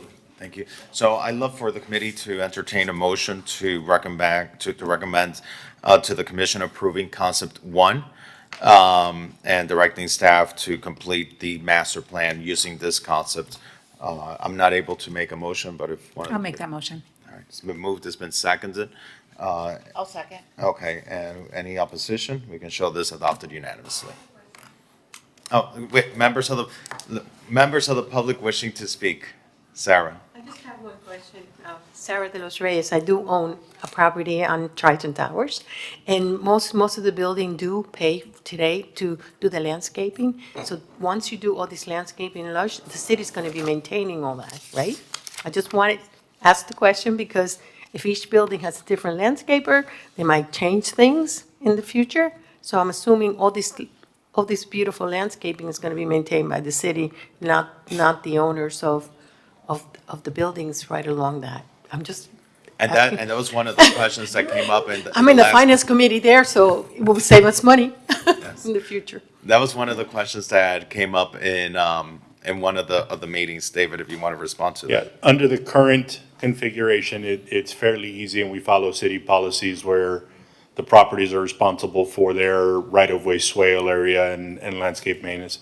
In a design like this, it's hard to do that. It's especially hard to get everyone to provide the same level of maintenance across the project. Really, it's an operational and a policy decision that'll be part of the creation of the project. Once the commission decides to establish the project and fund it, we'll establish how it gets maintained. And from my perspective, this is, a capital improvement, and with every capital improvement, it's something of this nature, it's almost like when you're designing a park. Right. In essence, that's kind of what this feels like. You're almost designing a park, so you need to budget for capital renewal and replacement, you need to budget for operations and management. And from my perspective, once you have a product like this delivered, it has to be the city, the one to maintain it, because you also want to preserve the quality and you want to preserve the investments that you have placed there. So, yeah, that's my feedback on Thank you, that. I just want to make sure. Thank you, Seth. All right. Any other members of the public wishing to comment on this item? Seeing none on Zoom, none in person, we can move on to our next item. Thank you. Thank you. So since we had deferred items 3 and 4 to later in the meeting, why don't we go back to those 2 items?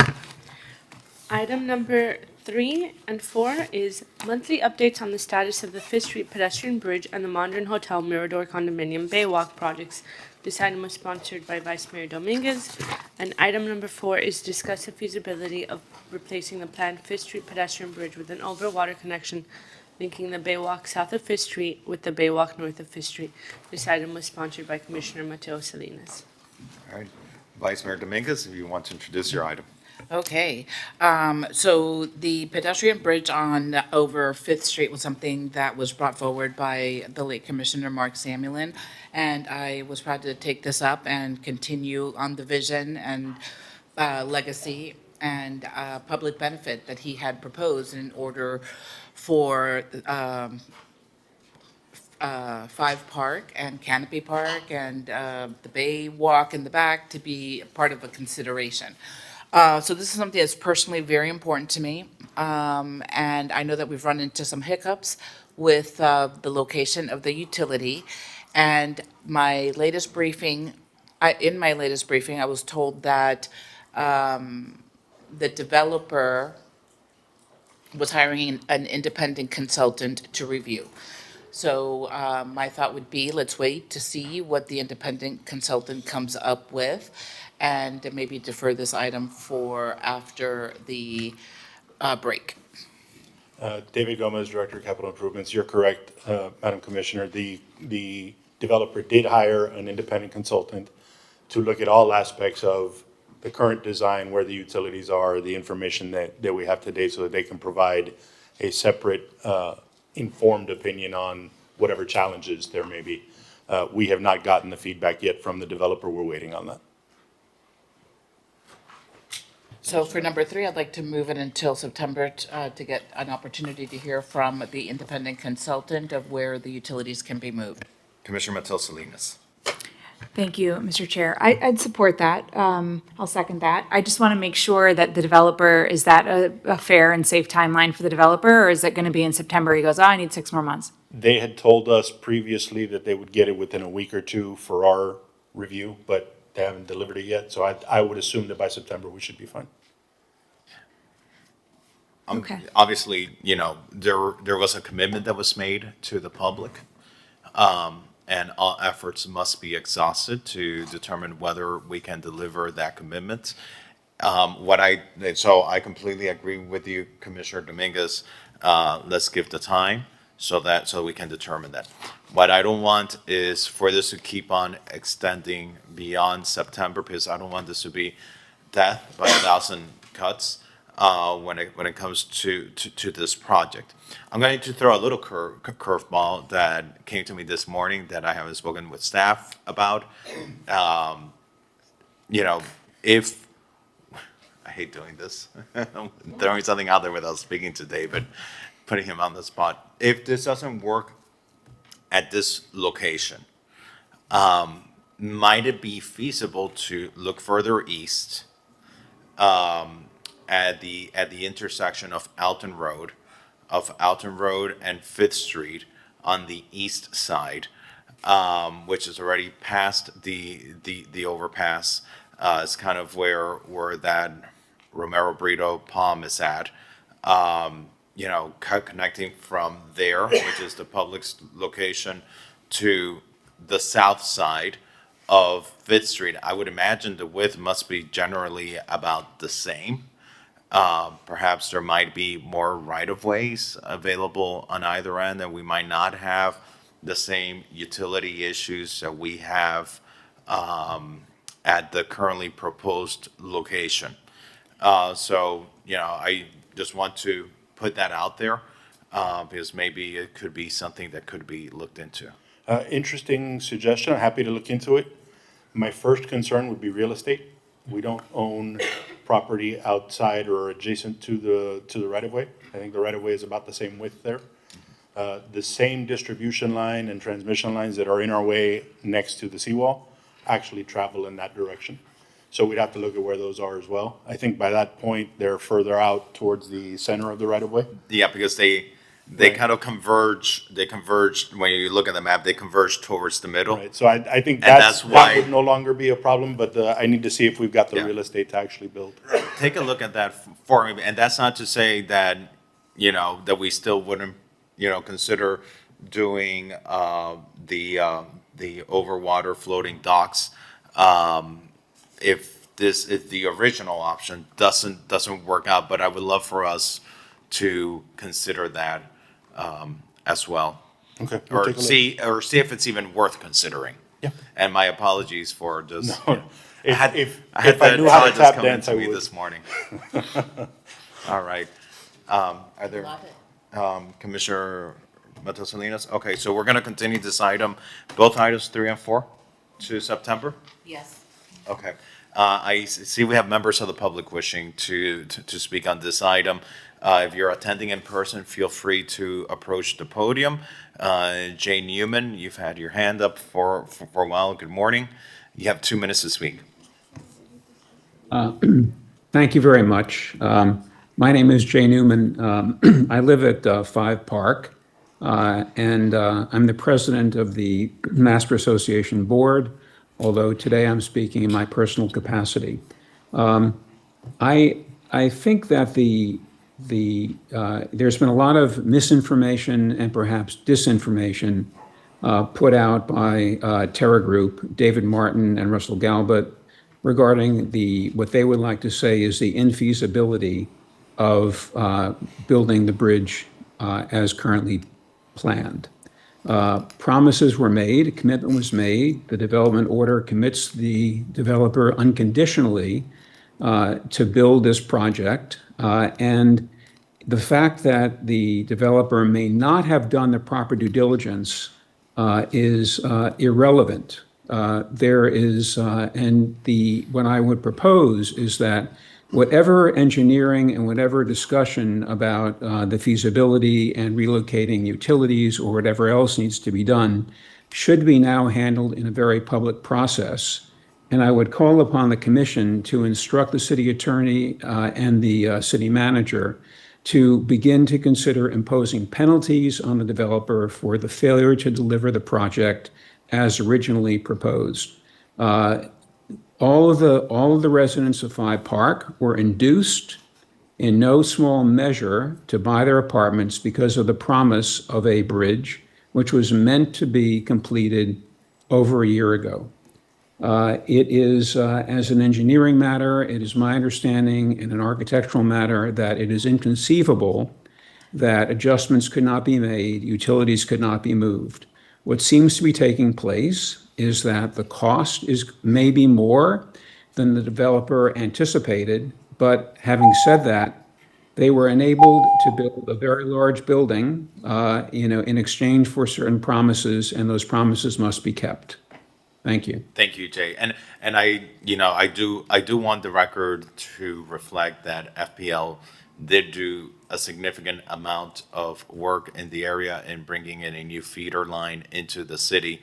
This is a major feeder line that electrifies a significant portion of our city, and any potential impact to that feeder line would represent a significant public safety threat and impact to the economy of our city. So it is. I hear everything that the speaker mentioned, and he's not wrong, because a public benefit was promised, and a public benefit of this nature must be delivered. There's no going around the commitment that was made to the public. And if we now need to consider other options, I believe that doesn't relieve the developer from that commitment. But at the same time, we need to weigh, this isn't the developer that is saying where these utility lines are at. This is independent companies coming in, some hired by the developer, others hired by FPL, and doing digging to determine where these utility lines are at. And they do pose significant risk. In fact, even if you hit one of these lines, which is questioned how deeply buried they are, people could get killed in doing this excavation. And so, I share the same frustration. I think many of us do. I'm going to speak with the city attorney to determine what are those penalties in these delays, and also making sure that I think we all agree with that speaker. The public benefit needs to be delivered, period. Is that a bridge? Or is that a dock? Or, a floating dock? Or what is that? We don't know at that point, because those are the studies that hopefully September we'll have an answer for. Good morning. Good morning, and thank you all for your efforts here and your feedback. And David, I would ask that when you get the report, and thank you for deferring to September, because we really can't make an educated decision until we hear what the consultant has to say. But as my colleague Jay Newman said at Five Park and good neighbor, it's really important that we get all the possible answers here and ask them, don't just analyze the report, but how can they possibly make it happen to continue with the pedestrian bridge, if at all possible? That's number one. Number two, we need connectivity. So whatever we do here, and the collaboration that we always work on, is we need to get connected, because in our lifetime, we'd like to see that done. And secondly, I was hoping that we could go ahead and talk about the Mirador property today, because that's just another example of something that's built and it's closed off to the public. And Commissioner Dominguez, you and I went to Southgate a year ago, and that's still closed off to the public because of some financial settlement going on. We need to get to the bottom of all this, and let's get these open for our residents, because they deserve it. So, Yeah, and I any think with thoughts? Southgate, our attorney's office had sent them documents to review, and they have, and I think they may have just sent it back to our attorney's office, so now the ball's in the city's court, but let's talk offline about that one. Okay, and what about the Mirador? It should be open. It should be. It should be open. We went through it. We met with the building manager. They're responsible for opening and closing the gate. We were checking on a daily basis for 2 months, and it was open every day. So Okay. if it's not open, we'll be happy to make that. Well, that's good. And my other question is just from a safety perspective, we're fine not having railings or anything like that? And is that going to be standard for the rest of the Baywalk as well? Yeah, it is not a code requirement to have railings, so it's difficult for us to force the developer to do it, but under our city preference and under our city models, we are including railings on the other segments. And we'll have to see how we handle this one if we come back and add railing. Okay. I think it's something standardized would be important. So. Thank you, Tim. Thank you. What is the penalty to the property upon which, there is this connectivity, but they're not opening it up? Oh, it would be a code compliance thing. Code would go out and say. And that doesn't sound to me to be, enough of a penalty. A code compliance violation for something like that is a slap on the hand. Yeah, you are you know, I get that, like, okay, you're not maintaining your property the way that it should be maintained. Here, you are depriving your neighbors and the rest of the taxpayers who own that property, or who, you know, have a right to that property. You're depriving the rest of the taxpayers from access to this infrastructure.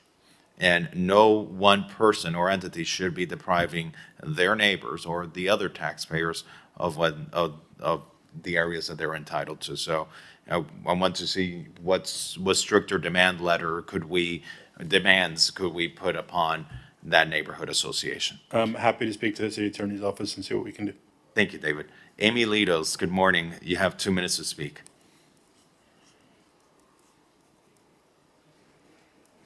Good morning. Thank you for taking my call. Thank you so much to the president of the Five Park Homeowners Association also. He summarized the situation very well. What I would add to that is that it's imperative that this pedestrian bridge be built. This has gone on for far too long. Promises were made. Substantial benefits for those promises were given and are now being reaped. Yet it's the residents who are left without a safe way to cross from north of Fifth to south of Fifth. Right now, and I invite, and I'm sure the commissioners have done this, but I invite you all to cross over from Five Park to, let's say, the area behind the icon. It is 3 intersections that have to be crossed, which are busy 6-lane, almost highways in some cases. That's how quickly cars are barreling down the roadways. And if you have a child in a stroller, if you are with an elderly individual, trying to cross these intersections is really taking your life in your own hands. I think you all know this already, and I just ask for you to keep that in mind and stress that we have dragged our feet on this for far too long. This should have been done years ago, and whatever needs to be overcome needs to be in an expedited manner. Please consider that, because it is an extremely dangerous route to take. It's a gauntlet, really. And time is of the essence, and lives are in your hands. Thank you. Thank you. Thank you, Amy. With that, I see no other members of the public wishing to speak. We'll close the public comments. We'll show this item continued, items 3 and 4, to September. Thank you. Thank you. Thank you, Vice Mayor. I have a question. Yes, of course. Should I ask you offline? Please, we're in a public meeting. Okay. I have a hard stop at 12 because I'm doing something with Deborah Martineau and Pal. And there are 2 items that will be very quick. And I was wondering if we could take those 2 items out of order, 10 and 14, if you were going to be running the meeting after noon. Because the other ones can be finished without me, even though I'm on it. Let's call, and please, in the future, just let us know. Or I'd like to take the agenda for the benefit of the public in the order in which it is printed. And I kindly just ask the committee for that deference. For the next time. Thank you. Let's go to item number 10. Item number 10 is discuss and take action on the installation, funding, and planning of electric vehicle charging infrastructure on Normandy Island. This item is sponsored by Vice Mayor Dominguez. I'm parking. So I'm going to be closing out this item, but just real quickly, I have had several discussions with Will McDonald and his team, and it's not really feasible in the lots that we presently have because of flooding and where they're located. But I do know that you are looking at future opportunities to bring more EV to North Beach, and then if you could quickly mention them, and then we'll close out this item. Will McDonald, Director of Parking. So we actually got some great news for DC fast charging as of yesterday at 5 p.m. in general for the beach as a whole. We have been working with FPL and our building department, and we have an initial approval to install a DC fast charger at our P55, which is 2600 Collins, the large lot there. Also, we are engaging a different vendor that thinks they may be able to actually solve some of the problems that we are encountering in Normandy. We have a meeting with them tomorrow with the building department, because really it all comes to flooding and the engineering of the units and if they can withstand flooding. And I have, I'll just say, tentative hope that if the building department says that these people can do what they say they can do, that we might actually be able to solve that problem and make an impact in North Beach and Normandy Isles. That's wonderful. So the purpose of this item was to bring awareness of the lack of EV up there. I appreciate how you and your team have embraced looking for opportunities to expand. And with that, I'll close the item. Thank you so much. Let me ask you this. We had adopted an item on level 3 charging stations. The 2660 Collins Avenue lot was one of them. But we have many other lots throughout the city. Where are we with all the other lots throughout the city? We had one south of Fifth. We had one identified in North Beach. And my understanding was that we've been delayed by a device that is needed for the charger, because you're running high voltage electricity into this equipment, and so it needs to be above the flood elevation. And they were getting rights or securing rights, patents on a lift for these chargers. Where are we with all of this? So the patent went through, and the challenge is the rule, and I don't want to speak, I want to make it very clear, this is the layman's version of what I understand. So it has to be I only speak in layman's version anyway, so that's all good. BFE +1, which is base flood elevation. In the majority of the lots, these are 8 feet, and then it has to be +1, so the unit has to be above 9 feet, or the other option is essentially it can withstand flood waters that are BFE +1. So it can be, what I understand is fully submersible up to 9 feet. The FPL stand cleared P55 by approximately 1.2 inches. However, all of the other lots, the stand is not able to clear that BFE +1. So it kind of puts us back to square one at the majority of the lots. And my problem is that, as it is, we don't have enough electric charging stations in the city. And the majority of the ones that we have, they tend to be in private locations. And the whole idea of this partnership that we passed with Florida Power and Light was to identify public parking lots, to test them. And so what I'm hearing now is that our challenge is coming from the building department, that the building department hasn't been able to approve this yet or to review this yet. I see we have Alex from the building department approaching the podium. If you could just shed some insights for us. Good morning, Alex Garcia, interim building official. So our local requirement ordinance is for BFE +1, which is 9 feet, all electrical components. So any electrical components need to be at that height. So a lot of our, parking areas are well below us from the presentation. That lift, I believe, raises it, I believe it was 6 inches or so above from what I was, when we talked. So that still doesn't reach that requirement. But let me ask you something, because, lifting these devices, 8 feet or 8 feet +1? Our base flood elevation for our zone is 8 feet, and then the freeboard is +1. But it's just the electrical components. I know, understood, but it's pretty heavy duty electrical components.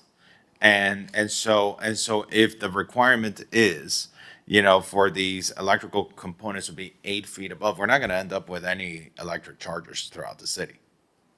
And that's that. And so we need to go back and see, okay, what can be worked as a solution? Because it is a challenge. If we're going to say, these are pretty much like transformers. That now imagine that taller than a human, you're going to have to put a lift taller than a human, and then on top of that lift, then you're putting that transformer. It's unrealistic. It makes sense if the entire lot is BFE, at the BFE level, well, then at that point, you put the transformer, at that height, because the entire lot is being raised to that height. I think we need to go back and see how we can address this. Through the chair. Yes, Commissioner. What hasn't been contemplated is the fact that we are about to open 150 parking spots in the Deauville garage on Friday. That is 150 spots that will be permanently managed by the city.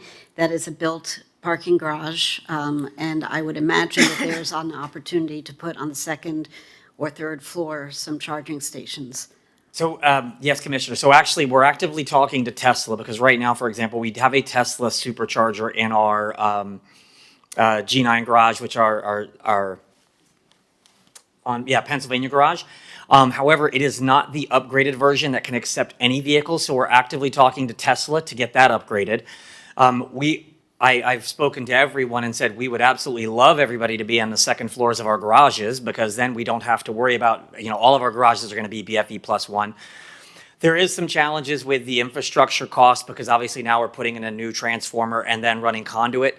And so everyone's looking at that. But And you have a transformer you actually have to put there. That's part of the challenge, isn't it? correct, because most of our garages are already pretty much maxed out on their load. So we would have to upgrade any electrical source for anything in our garages or obviously any parking lot as well.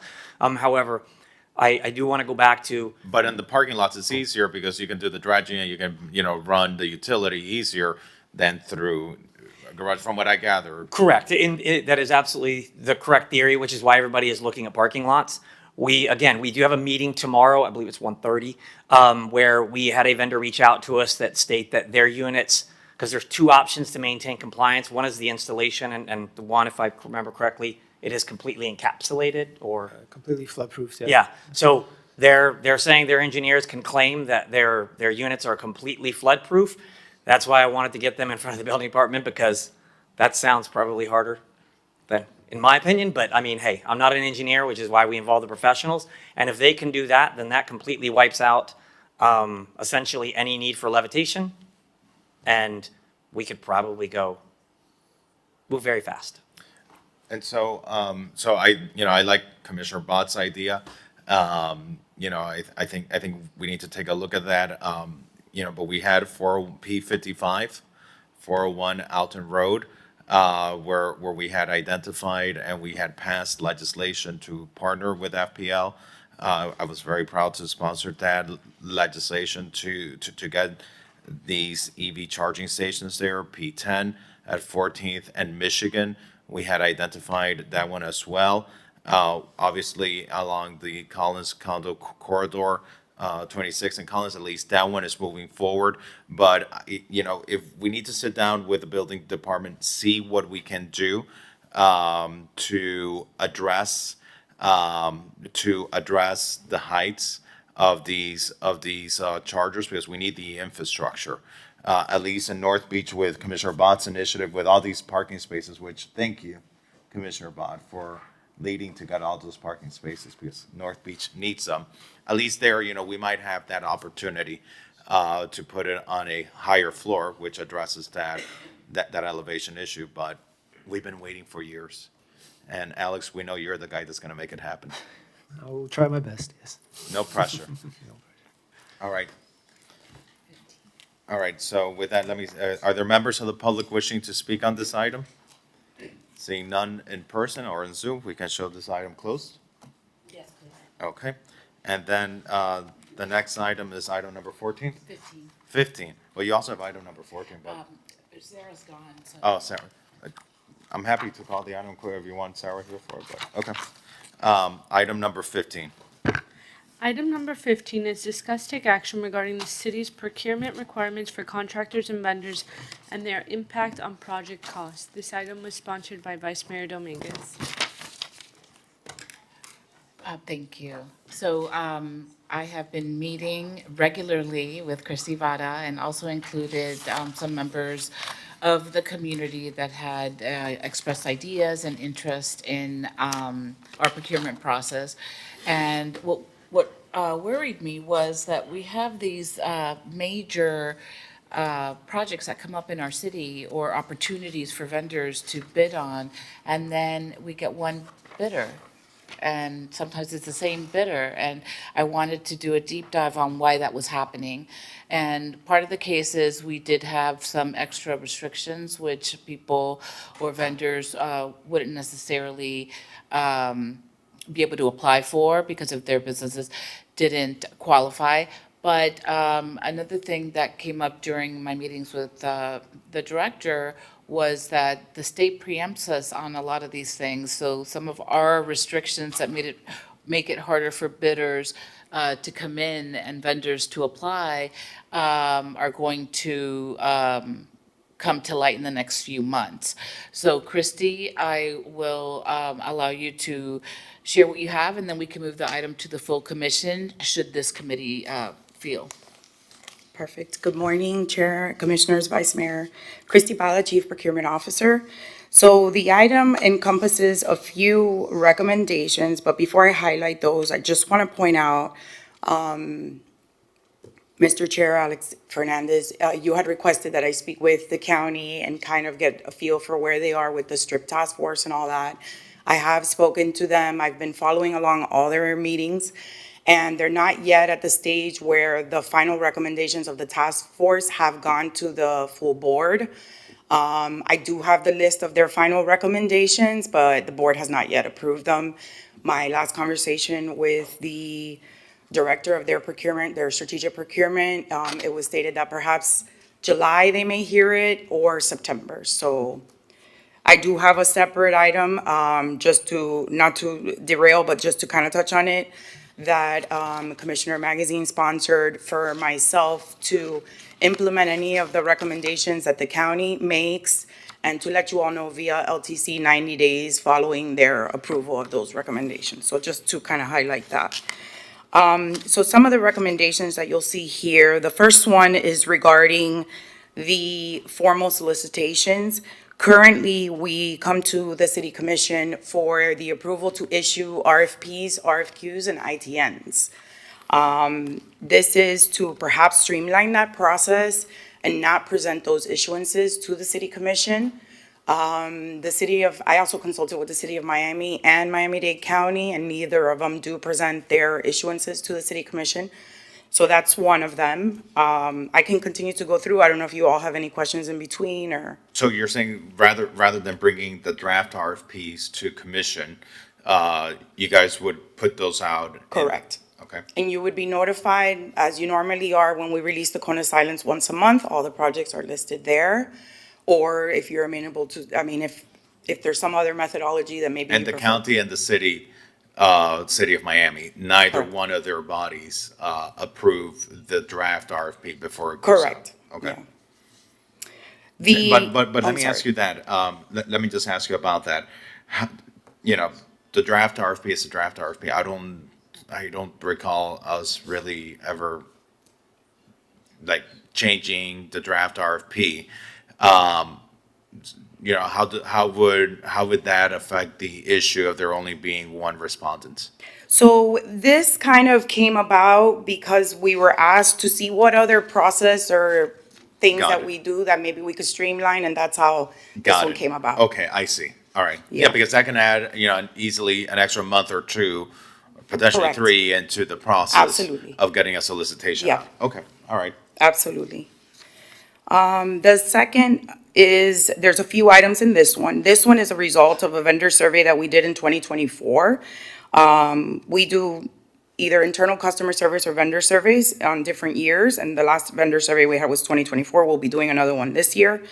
But one of the main feedback that they provided us was a need for faster and more reliable payment methods.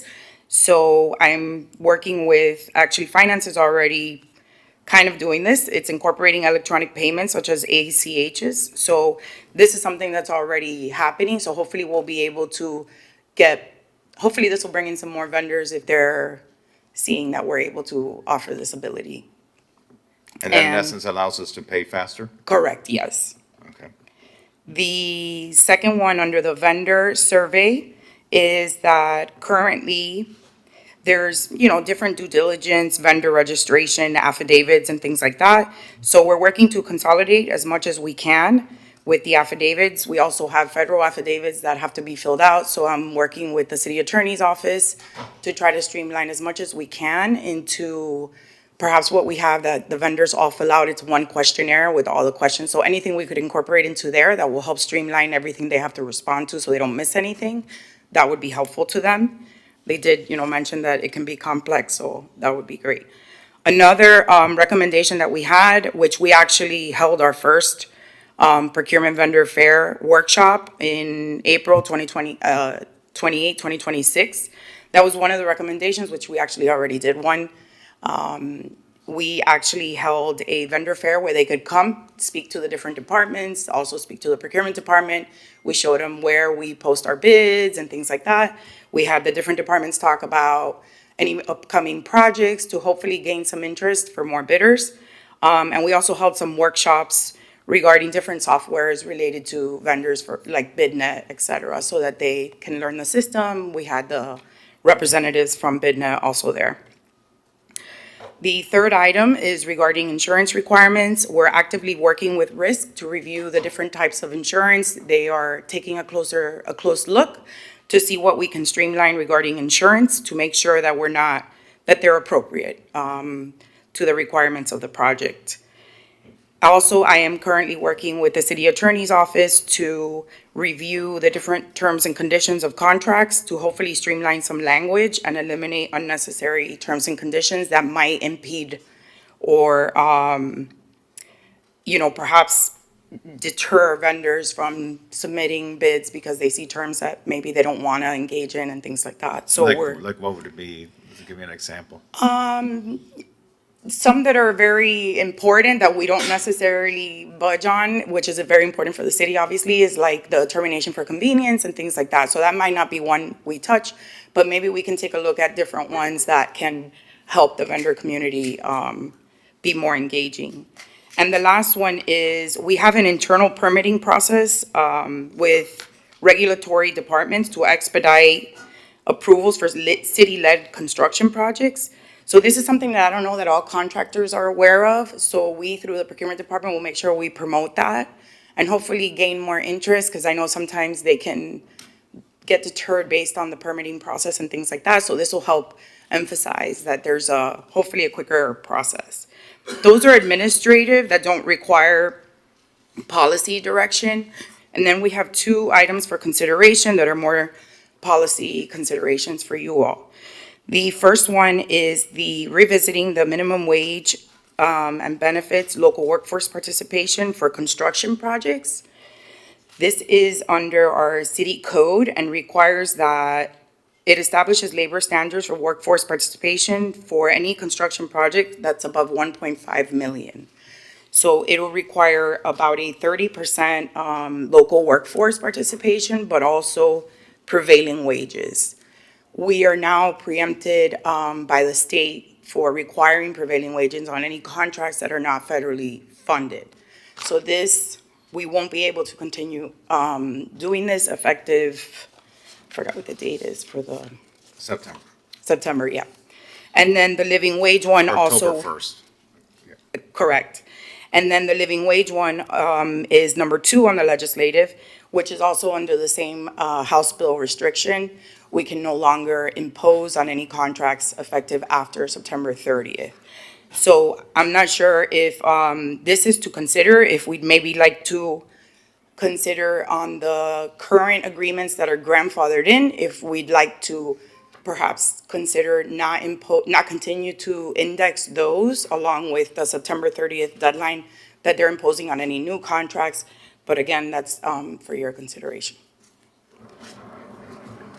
So if you guys are in agreement, I make the motion to move this to the full commission for further discussion.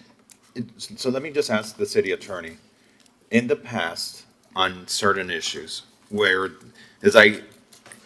living wage is very important, and prevailing wages is important as well, especially in our procurement contracts. And at times, we get preempted by the state on things, but I don't know, sometimes like there's a preemption that may happen, but you don't necessarily change your law because you're necessarily preempted, you know, you don't, because sometimes the preemption may cease to exist. And now you've changed the law, or or preemption may eventually get challenged, and you want to preserve, you know, what you instituted. Give me a little bit of guidance on that as it relates to these living wage statutes and ordinances that we have in place. Oh, well, you're right. Just because a preemption statute goes into effect doesn't necessarily always mean that we would repeal the ordinances on the books. Just in the same way, if they're found to be unconstitutional, what would be enforceable in court is if you tried to enforce them. And so, and in some cases, we might advise you to actually repeal the ordinances. In some cases, you could just leave them on the books, but the important part be to not enforce them. Okay, and this is, you know, and what we're talking about, some of these, you know, relate to prevailing wages for people who work in our construction projects. We're talking about fringe benefits for these employees. I think, you know, as it is, we can't apply these ordinances, correct? Correct. So Come we October have- 1st, we can't apply it. There are currently about 10 projects that are for the construction-related prevailing wages ordinance, and we would no longer be able to enforce that starting any contract that is executed after September 30th. With the living wage ordinance, there are contracts that have been signed prior to, and some are very long-term contracts. So I'm not sure if we want to consider the ones that are grandfathered in that were executed prior to September 30th, if we would like to consider not continuing to index those based on that preemption, or we want to continue indexing those and then anything that's executed after. Does the state law have a sunset provision, that state statute? No. I have it here, but I don't think so. Because, I mean, you know, if legislators come and go, sessions, you know, and every session, sometimes, you know, new sessions come in and fix sometimes the bad deeds of the previous session. And so then I would hate for us to see repeal something, you know, about, you know, these employees, you know, that they must get a living wage, and these are the employees who do janitorial services, landscaping, the parking attendants, the security officers, the temporary labor and trash collection and all that. And these are individuals who do deserve, in my opinion, a fair wage, minimum wage. And, you know, I want to be hopeful that someday the state might come in and say, okay, no, we need to go in and revisit this. In fact, even forgetting even living wage, you know, even heat policies of people who are working outside under the grueling sun, yet, you know, there's all these preemptions that are limiting our ability to regulate this. Would you mind deferring action on this for today? Because I just want to understand a little bit better with our city attorneys, you know, on the potential impact of this. I know that you're very sensitive to these issues as well. Oh, of course. Yes, let's defer to September. Okay. Yeah, if you please. don't mind. Yeah, so let's show this item deferred to September so that we can study this more. And maybe also gives time to the county to consider, you know, the outcomes of their Also, of their yes, committee. because I know that they do have in the strip task force did also recommend to repeal their living wage. And so if they accept it also, I can share that information with you all. That'd be great. Perfect. Thank you. And even though Sarah Thank left, if you said it was okay to do 14. then Yeah, it's let's okay. call item 14. I suspect this might be quick. Item number 14 is discuss reinstating the Miami Pet Parade. This item was sponsored by Vice Mayor Dominguez. So we participated in the Miami Beach Pet Parade. I think it was a couple years ago. We allocated $5,000, and Commissioner Black, Commissioner Fernandez, and I were all judges of the dogs and cats that were there. It really was a fun time. The more we can do events that are healthy and beautiful for our community, I think it's a great idea, and wanted to find out more from the Parks Department, what that would entail moving forward if we were to do it again in the future. Good morning, afternoon. Cindy Casanova, Assistant Director for Parks, Facilities, Fleet and Beaches. Yes, as Commissioner Dominguez stated, this event actually was held last year, March of 2025. It was held on Ocean Drive in Loomis Park on 14th Court, and it was really spearheaded. Commissioner Dominguez championed the item, and it was spearheaded by residents Sarah de los Reyes and Ken Copel. And it was a wonderful event. It was an event that featured there was a trick and treat contest. There was local vendors that came out. So it was a really great experience for a lot of pet owners here in the city. So we've been speaking with Sarah. We've been working with her, building off of her experience from last year to see what we could do this year as a reimagined pet parade. And we thought it would be a really cool idea to kind of tie it into the theme of the celebration that we're doing for America's 250, and to do a pet parade that was maybe themed the Miami Beach Paws of Freedom Pet Parade.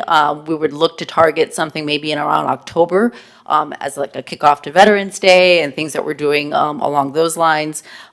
We committed Just to the for same purposes of time, Yeah. what is the fiscal impact? $5,000, same as it was last year. I'm happy to support this item, so I was willing to Second. make a motion. All right, so I'll Moved make a and motion, second. send it to the full commission for consideration. Okay, Wonderful. adopted Thank you by all. acclamation. Could we try to do some fast items? Because Commissioner Dominguez, since you're still here, and we called 3 of your items, maybe we can call a 4th of your item. Okay. Item number 8. Item number 8 is discuss potential options to improve last mile connection for ferry rides upon arrival in the city, such as wayfinding signage, transit coordination, and information concerning the Miami Beach Trolley and City Bike. This item was sponsored by Vice Mayor Dominguez and co-sponsored by Commissioner Ball. Okay, Commissioner Dominguez, you sponsored this item about the connectivity. What was Yeah. your idea? As the trolley has really taken off, particularly down at Morris Gibb Park, and it's been very popular, people have been confused on where to find the bus and where to go next and how to get to the last next step in their process of getting to where they need to be. When I had my briefing and speaking with the director, he gave me some excellent news in that the trolley is going to add a stop on Purdy Avenue, so people don't have to navigate and try to figure out how to get to the trolleys at Publix. And if any of you's taken the trolley in that area, the Publix is also where they take their breaks. So people could be getting off the trolley, walking to Publix, and then there's an empty trolley because that's when they're taking their time off. So I think this is encouraging. It'll be closer to where people get on and off the trolley. And if you want to say more, that would be great. And I don't think we need to move this to the full commission. We could actually close it out. Thank you, Commissioner. I'll be very brief through the chair. Good afternoon. Jose Gonzalez, Transportation Mobility Director. And Vice Mayor, I have even better news. We can actually create an additional trolley stop within the parking lot of Maurice Amazing. Gibb Park, so that way it'll ensure seamless connectivity between the water taxi that stops right there at the floating dock and our trolley service, so that passengers won't even have to walk over to Purdy so it'll be even closer. Is that for both loops? And that's for loops A and B. And that's the map that we have on page 316 of our agenda that shows the stop right there, right off of the trolley exit, the water taxi exit. That is correct, Okay, I think within the Commissioner parking Dominguez, lot. Thank you for bringing the item. Is there any other feedback that you want to provide to the administration with No, this? and my co-sponsor, Commissioner Bott, thank you for that. And I think this will be great for the residents. Commissioner Bott, anything you want to add to this? Bill Jose. All right. Thank you. And the Awesome. last thing I'll mention is we also extended Freebie. The geofenced area of Freebie now extends into Maurice Gibb Memorial Park so that you can walk out of the the water taxi, and you can get a request a freebie freebie. right there. Awesome, thank you. Thank you, Jose. Thank you. Item number 9. Item number 9 is discuss temporary wayfinding signage during construction activities of the 41st Street Improvement Project. This item was sponsored by Commissioner Fernandez. And I placed this item on the agenda because, during the construction phase of this project, which, David, I believe is supposed to start in January? Yes. In January, local businesses may experience reduced visibility and accessibility. And so I wanted to share with the 41st Street committee the signage, got their feedback. We were able to go there, present to them. I think they were very happy. I believe so, yes. And we got some good feedback from them regarding the integration of branding from the 41st Street bid. Yes, we How did. we and received that feedback. They're supposed to send it to me today. Okay, and so for confirmation, we're gonna have the logos of the businesses on these signs. So we're gonna have fronting Correct. 41st Street. On the windscreens that face 41st, we'll also be putting banners on the streetlights. Okay, and we're gonna be making it clear that 41st Street is open to business during the construction Correct. phase. Correct. Going block by block, first one side, whether the north That's side, correct. then the The south schedule side. is one block at a time, one half or north half and south half, or south half and north half, however the contractor wants to do that. Okay, do you need official action from the committee? I don't believe so. I think just the committee accepting the recommendation that we proceed with the signage plan once I'm we. happy to entertain a motion to accept the recommendation of the administration. I'll make that motion. Second, you can show this adopted by acclamation. Thank you, David. Thank you very much. Item number 11. Item number 11 is discuss take action update from Police and Transportation Departments on traffic congestion in North Beach and traffic light synchronization efforts. This item was sponsored by Commissioner Bott and co-sponsored by Vice Mayor Dominguez. Commissioner Bott, you. So I'll let Jose do the heavy lifting on this, but we have all kinds of traffic issues up in North Beach specifically, but not exclusively.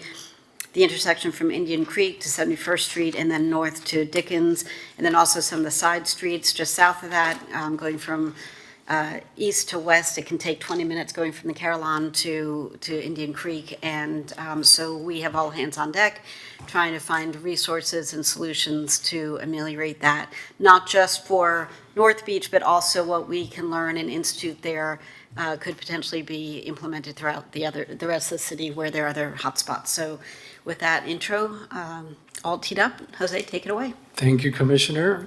Through the chair, so this is a joint item between amongst three departments, really, transportation, parking, and police. So I'll speak to the transportation update.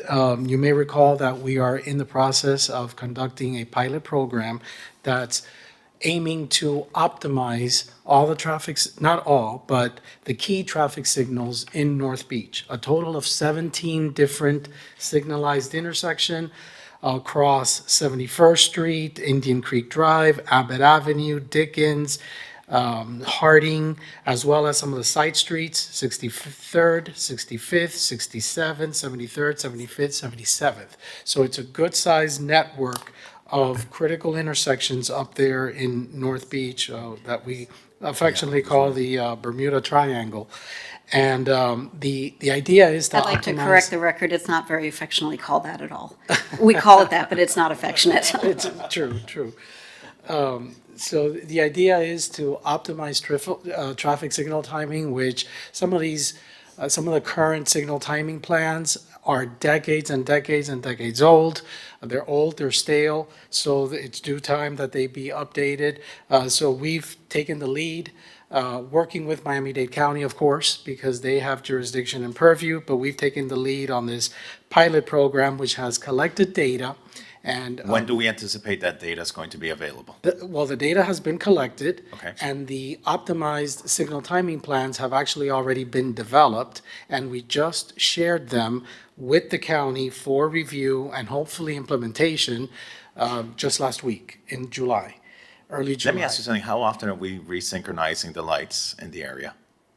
So it's really the responsibility of either the DOT or the county, depending on Yes. jurisdiction. But how often are they It's supposed to being happen synchronized? every 3 years. It is Every so- 3 years? It's supposed But to. the challenge is that, I think, the real challenge is that, obviously, when you're going to cross the street, you need to push the button. And when you push the button, I don't know how it works. I'm just a layperson, but it seems to me you trigger the light to stop. And then when you trigger the light to stop, then all of a sudden, it's easy. When you do it so many times, I would imagine they lose synchronization. And then on top of that, to help manage traffic flow, either you have public safety specialists or you have the police officers out there with the pickle manning the traffic lights. And I would imagine the more that this happens, and it needs to happen, the lights get out of synchronization. And perhaps, is there a way that we could try to, now that we have this optimized signal timing plan, to make sure on a regular basis, how do we make sure on a regular basis that the lights are indeed still synchronized to that timing plan? Sure, so it's always good business practice to every so often collect data and update signal timing plans so that they reflect actual conditions in the field. And as you mentioned, Mr. Chair, there are things that can throw the coordination, as I say, off whack. It could be a variety of things. So it's just good business practice to do that. The good news is that we have purchased devices that collect the data. These are cameras that collect the data. These are the devices that we're currently using in North Beach, but they're portable. So once we're done with this pilot program in North Beach, we can then take those devices and install them at other intersections throughout the city. So I guess Synchronize. but I guess my question to you, Jose, to address the issue of the traffic that Commissioner Bond is leading to address, how often are we going out there and checking, are these lights still synchronized the way that they should be? How often are we policing that? So most recently, it's been less than 3 years. I would say it's about 2 years. But I think we need to be doing this on a regular basis. often. I would venture to say, like, on a monthly basis, high volume intersections, and corridors like this area in North Beach, or like, Mid Beach on 41st Street, areas of Collins Avenue. We just have to make sure on a regular basis that somehow we go out there and we check, okay, is this still synchronized? Yes, it is. Okay, fine. It's not synchronized. We need to reach out to DOT. We need to reach out to the county. Because this is, it's great to have the plan. And I think that's great. We have this timing plan, but we need to make sure that the lights stay on that plan. And we can't wait 3 years to make sure that they're still on it. Correct. How can we, so what's that method? Like how do we go out there and check to see whether the lights are still synchronized or not? Well, that could be done through a variety of ways. We have a traffic engineer, but it's only one person who can, look at if there's a problem area in the city. She goes into the county's signal system and checks if there's anything that is off. One of the things that could throw coordination off, for example, are broken detection loops. And that happens quite a bit throughout the city whenever there's roadway work, Or construction work like utility. what you're having in town center? We know that this happens. Correct. And in fact, there was a big discussion about this at the county a number of years ago, I think involving Miami Beach, because of the amount of construction that was happening in the city, the detection loops. Yes. The detection loops were breaking, and that was affecting the lights. And so, whose responsibility is it to replace those detection loops? We identify them. It's the county's responsibility to repair them. And there is a backlog. There's quite a significant backlog of damaged or malfunctioning detection loops In our throughout city? the county and in our city, yes, That currently are not working? that are currently not working correctly. Okay, for our September meeting, I'd like to, as part of this item, get an update on that, because that is concerning, but I think we also need to make sure, like in areas where we know we have heavy construction, we're monitoring that. And if I can add on that, if they're being damaged or broken irreparably by construction, shouldn't it be the responsibility of whoever's doing the construction? The contractor. So that if it's, and it's not the hotel, I'm just saying, for example, if the Grand Hyatt had broken some, wouldn't it be incumbent on them to replace it, thereby circumnavigating the county backlog? I mean, That's there- correct. There are so many issues that I hear, we want to get the green backlit signs that, saying what the street numbers are, replaced, because there are plenty of them all over the city, but especially up in North Beach, that are completely illegible, and we keep hearing that, the county can't do it because there's a backlog. And so I don't know what the issue is with the county, but we need to find ways to work around that, whether we, do it ourselves and like with the landlord, where you fix the fridge in your apartment and you just withhold part of the next month's rent to cover the cost of the repair, So I don't know what the solution is, but we can't be relying on the county if the county has this backlog. Yeah. So when we come back in September, it'd be great, Jose, if you could kind of bring us a list of those detection loops that might be damaged. Let me ask you this. Recently, I've been receiving complaints about 69th Street. 69th Street, that area, kind of between from Harding to Indian Creek. And I've experienced that traffic myself, especially when you're going southbound on Harding and you're going southbound on Abbott, and it all becomes a cluster right there. In fact, people even trying to go westbound on the eastbound lanes. Let me ask you this.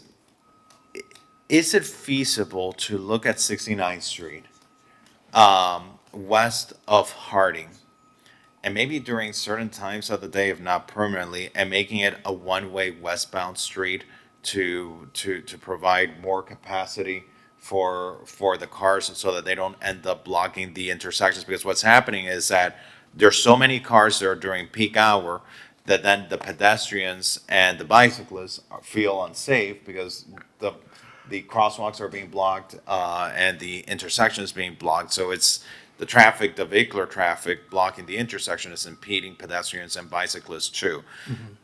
Do you think that there might be any feasibility in studying making 69th Street one way during certain hours of the day?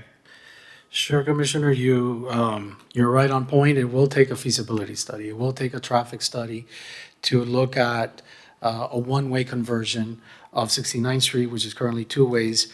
Just want to let you know that 69th Street, we're painfully aware of the issues that you mentioned, and it is one of the corridors that's covered under the current optimization pilot, including the intersection of 69th and Abbott, 69th and Indian Creek, and 69th and Collins, and 69th and Harding.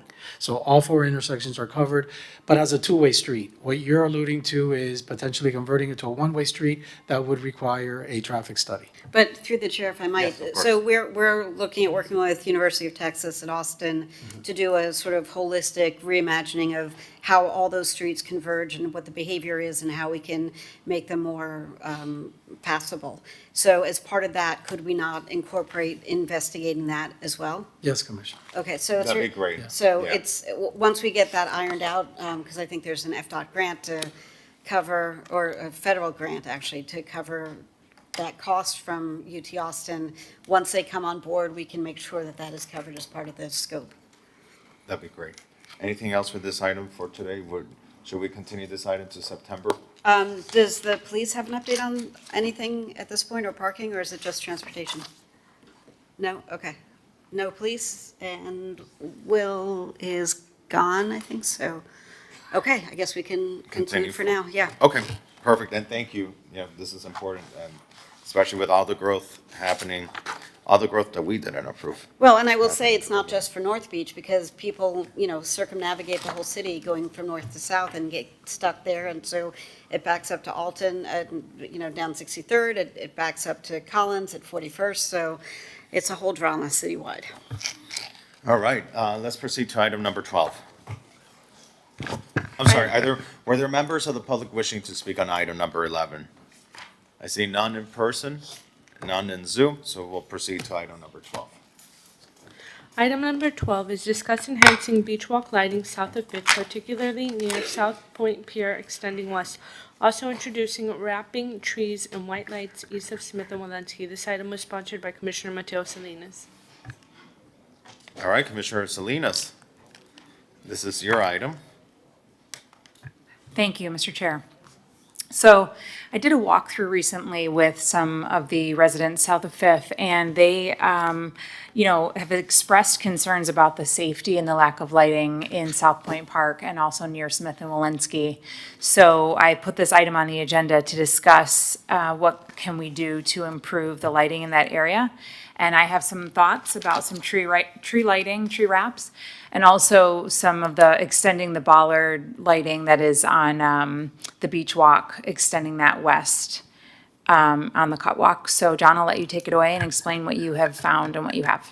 Okay, we were able to look at the tree wraps along, it would be basically if the Ocean Drive continued itself through into the park. So it would be the north-south corridor. It's very well shaded, very beautiful. To tree wrap the center of that walkway would be about $24,000. That's electrified. Solar wouldn't work there, but the good thing is that we have a power source in some existing lighting, so that brought down the cost. Now, as for extending the bollards, as you know, we're right on the water. There's a lot of permitting and agencies that have to be involved in this. That would be a more in-depth process of permitting and whatnot. And even the tree wraps would have to adhere to whatever the turtle lighting ordinance would be in that area. So the tree wraps are affected by the turtle lights? Yes, we turn them off at Loomis Park during turtle season. And how do we do it in Loomis Park? They're not electrified during the turtle season. Okay. It's just to me, to me, just adding the lighting makes sense. It's having to go in and do an audit, almost like a study. I guess you have a consultant come in. We don't have one on board, but there are several that the city has used. So we like to do as much as we can with in-house staff before incurring the cost of different consultants. But we would need to get to. So we're talking about bringing in a consultant to do tree wraps. No, I'm sorry. The memo had talked about bringing a consultant to look at lighting as a whole. Since then, I've had a conversation with the sponsor specifically about the tree wraps, a single project item. Okay, how much does it, so the tree wraps, even though it's affected by the turtle ordinance, we're going to be proceeding with that? I perceive we're getting a cost for that. For the I will meet with staff, the regulatory And agencies. is there an opportunity to do amber lighting on the tree wraps so that we have the wrapping, we have the lighting, but it's, a different hue of light? We could look into that. Typically, I see we have our chief resiliency officer. Typically, the tree wraps Chief that Turtle the officer. residents like are the warm white, the cool white, but we could certainly look at an amber as well. Yeah, so what we look for is that there's no visible lighting from the beach. That's really the trigger. And The so beach. from the beach. We don't want to see any visible lighting. So we can evaluate with the Parks Department on that. Generally, just the wrapped lights, we can't make them turtle friendly because you'd have to put a little shield on every single light, if that makes sense, even if it's amber. So during turtle season, we don't do those if it's visible from the beach. So that's our cue, but we'd be happy to take a look. So if I may. Well, I want to just add real quickly that, so the tree lights that are wrapped, that will be next to Smith and Walensky wouldn't be visible from the beach. I don't want to say definitively yes or no because I'm not the agency, but I do not believe there'll be an issue. But we'd have to see it because we'd have to see what is blocking it from there. They're pretty strict sometimes. when they Commissioner come into Salinas, their I mean, assessment. from what I gather, this is the area just west Yes. of Smith and Walensky? Yes. Just And east. Just east of Smith and Walensky. East yeah. of Smith and Walensky. I mean, that's not It's very visible far away. from the beach. So just to clarify, even the amber lights are too illuminated? Even the amber lights have to be covered? If they're string lights, yes, that's not allowable by our ordinance, and they would have to somehow be turtle friendly. But again, it has to be visible from the beach, and we can support you and take a look at that. Yeah, So- I mean, because I went out there also in the same area looking at different things for that park. And it seemed like, and clearly I'm not the expert, but it seemed like the vast majority of it was not visible from the beach. So hopefully that's what you'll find as well. Right. In abundance of caution, I'm mentioning the regulatory agencies, but that's why we have a price. If all things line up, $24,000, you got that center path lit up and it wouldn't be a problem with the sea turtles. Okay. Commissioner Matos Salinas, this is your item. You can guide us in the direction. you wanna take Sure. it in. So, John, can we bifurcate and move forward the 24,000 into, move that to the commission so that way we can get started on the tree lights west of Smith and Walensky, and then bifurcate the lighting that would East. go, east of Smith and Walensky, and then bifurcate the other lighting that would go closer to the ground on the cut walk. Can we bifurcate those items and pass Right, so- the tree lights? So we would take some of the commission, accept a recommendation to move forward, to recommend funding for the tree lights. We keeping the other stuff on a committee for further discussion, or for just staff to further explore extending the bollard lighting that's currently on the beach walk down through the park? I'd love for staff to just further explore it because we already have the lighting, the small bollard lightings that are all along the beach walk, and I just want to extend that to, west now heading towards Smith and Walensky and see what the price would be to do that.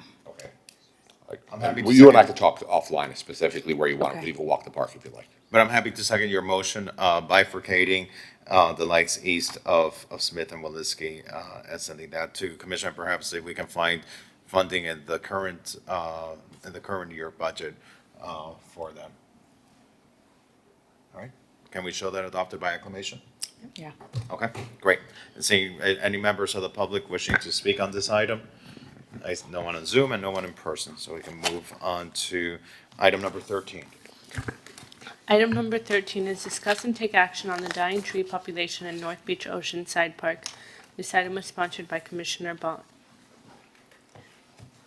So this is a long-standing item. There's good news, there's slightly less good news, but overall, it's better than we had anticipated, which is happy-making. There had been a reforestation effort, and there is one ongoing, and we've learned a lot. We've tested a few things, and I think we have a direction in which we can proceed. So with that, Lindsay, I'll let you do all the heavy lifting. Thank you. Good afternoon, Commissioners. Lindsay Preck, Deputy Resilience Officer and Assistant Director of Environment and Sustainability. You teed that up perfectly, so I can keep this update brief if you'd like. So our survivorship percentage has decreased a bit since the last update. We're at about 65% survivorship. However, what we've done now is we are considering some of those quote-unquote dead trees as what we'd like to call ecological culls. So we're culling the trees and shaping them in different ways because they still provide environmental value, root stability, and habitat. So instead of removing certain trees, we are keeping them within the dune system. We were also tasked by this committee to test 5 different tree species because we already know that silver buttonwoods and sea grapes do very well. And so we wanted to test 5 different species to see how they would do. So back in the fall, we planted bay cedar, Jamaican dogwood, false mastic, Spanish stopper, and white stopper. Bay cedar and Jamaican dogwood were very successful in their planting so far. We will continue to monitor. The false mastic went completely bare in winter, but has shown regrowth potential. Unfortunately, both of the stopper species are struggling, so we wouldn't recommend those in future plantings. But we have learned a lot, as you mentioned, Commissioner, so moving forward, 81% of our tree planting efforts will include silver buttonwood and sea grape species along the beach walk in particular because of the harsh environmental conditions. In December of 2025, we did plant 45 additional trees along this corridor. All except 2 are doing very well, and those 2 were actually as a result of vandalism, so it wasn't any sort of environmental condition. So pleased to report that, and more will be coming soon. There is an item on next week's commission as a regular procurement item to plant additional trees in this corridor along the beach walk. Through the chair. Yes. Am I completely making this up? Did we talk at one point about extending the warranty to 2 years? And if we did, where are we on that? That is correct, and that will be included as part of that procurement item. There is an option to extend to that 2-year warranty period, just to ensure that we have a little bit more of that wiggle room to make sure that they are replaced under those contracts. And I think that should become the standard with all of our, capital improvement projects and with all of our general procurement of landscaping, a 2-year a 2-year warranty on this. Anything else with this item? No, I think we're good. All right, great. Thank you. Thank you. We you. can show this item close? Yep. All right. And with that, we have item number 16. Item number 16 is discuss the potential transformation of the alleys located west of the West Lots into a bicycle boulevard. This item was sponsored by Commissioner Ball. Commissioner Bond? So I do want to hear this item. I want to say, though, however, I think the prudent way to proceed going forward is to fold this into the reimagining of the West Lots into a full-blown park, where part of the scope would be to improve micromobility and, alternate access. But that one might take less time than the other. I would just want to make sure that whatever we do for the alley does not become something that can't be reused as we reimagine the park. So let's hear this item, then we can discuss it on the other side. Okay, all right. Okay, good afternoon again. Jose Gonzalez, Transportation Director. Just by way of very brief background, Collins Court is an alleyway between Collins Avenue and Harding Avenue. It's a pretty long alleyway. It extends from 73rd Street to 87th Street, so about a mile, if not more, long. It serves as the back of house, like many alleys, the back of house operations for businesses. It also serves private parking for commercial and residential buildings in the area. And it has good east-west connectivity between Collins and Harding at all the cross streets. So it really makes it a very good candidate for a bicycle boulevard, given that there are no bicycle facilities along Collins Avenue or Harding Avenue. So we're definitely in support of this item, Commissioner, and what we recommended was some sort of analysis that would look at the viability, like what would it take to change Collins Court so it could be safe for micromobility and bicycle users. And then because of the scope, the scale of this alleyway, we were estimating that a feasibility cost would be in the realm of approximately $80,000 to $90,000. We've applied for a permit under the Transportation Planning Organization, and we were successful. It's funny because we weren't selected under the program under which we applied, but we were selected under another program, which is they consider it more appropriate for bicycle pedestrian safety projects. And the monies will become available on July 1st of 2027. We're trying to see if we can even increase our ask and maybe increase the scope to include design and maybe construction, ideally. We're not sure if that's possible yet. And what is the amount that has been granted? $86,500 so far But that's just for feasibility. for feasibility. Let me ask you this. Because to me, and how long does it take to do a feasibility study? Shouldn't be too long. Okay, but then we have to wait till July, Correct. at least to get started. And then once you get that feasibility study, what are the next steps? Well, the feasibility study would include concepts as well. So we would already start designing this alleyway in terms of what it should look like, what changes would need to occur. The feasibility study would be comprehensive. It would look at lighting, drainage, access management, Okay. all sorts of aspects. I'm gonna defer to the sponsor. I mean, from my perspective, I don't see why we can't start working on this, lowering the speed of the alleyway. I don't know what's the speed of the alleyway now, if there is a speed, but finding ways whether, to lower the speed or put ways to lower the speed there now, repave the word, place mirrors and markings at the intersections, and branding it for bicyclists and micromobility with. You're saying signage. without the feasible study, just make It's those like this. improvements? It's like everything with government is study after Yeah, study no, I after totally study. get that. And it's like I think when we go there and you see it's like common sense, like it makes sense. The bicyclists should be using this as opposed to being with thousands of cars, going at high speed on Collins Avenue. We just need to make the area more conducive. And I have a feeling like if we all get together, like we know what we have to do to the alleyway rather than spending, and I'm gonna defer to your leadership on this. But I think we kind of know probably what the study is going to tell us. So hopefully, in next week's meeting, the mayor will call an item that's been on the agenda. This will be the third month to approve Savino Miller as the landscape architects who will start the process of imagining what the West Lots could be as a park. That is going to be a time-consuming project, even if we get the green light next week.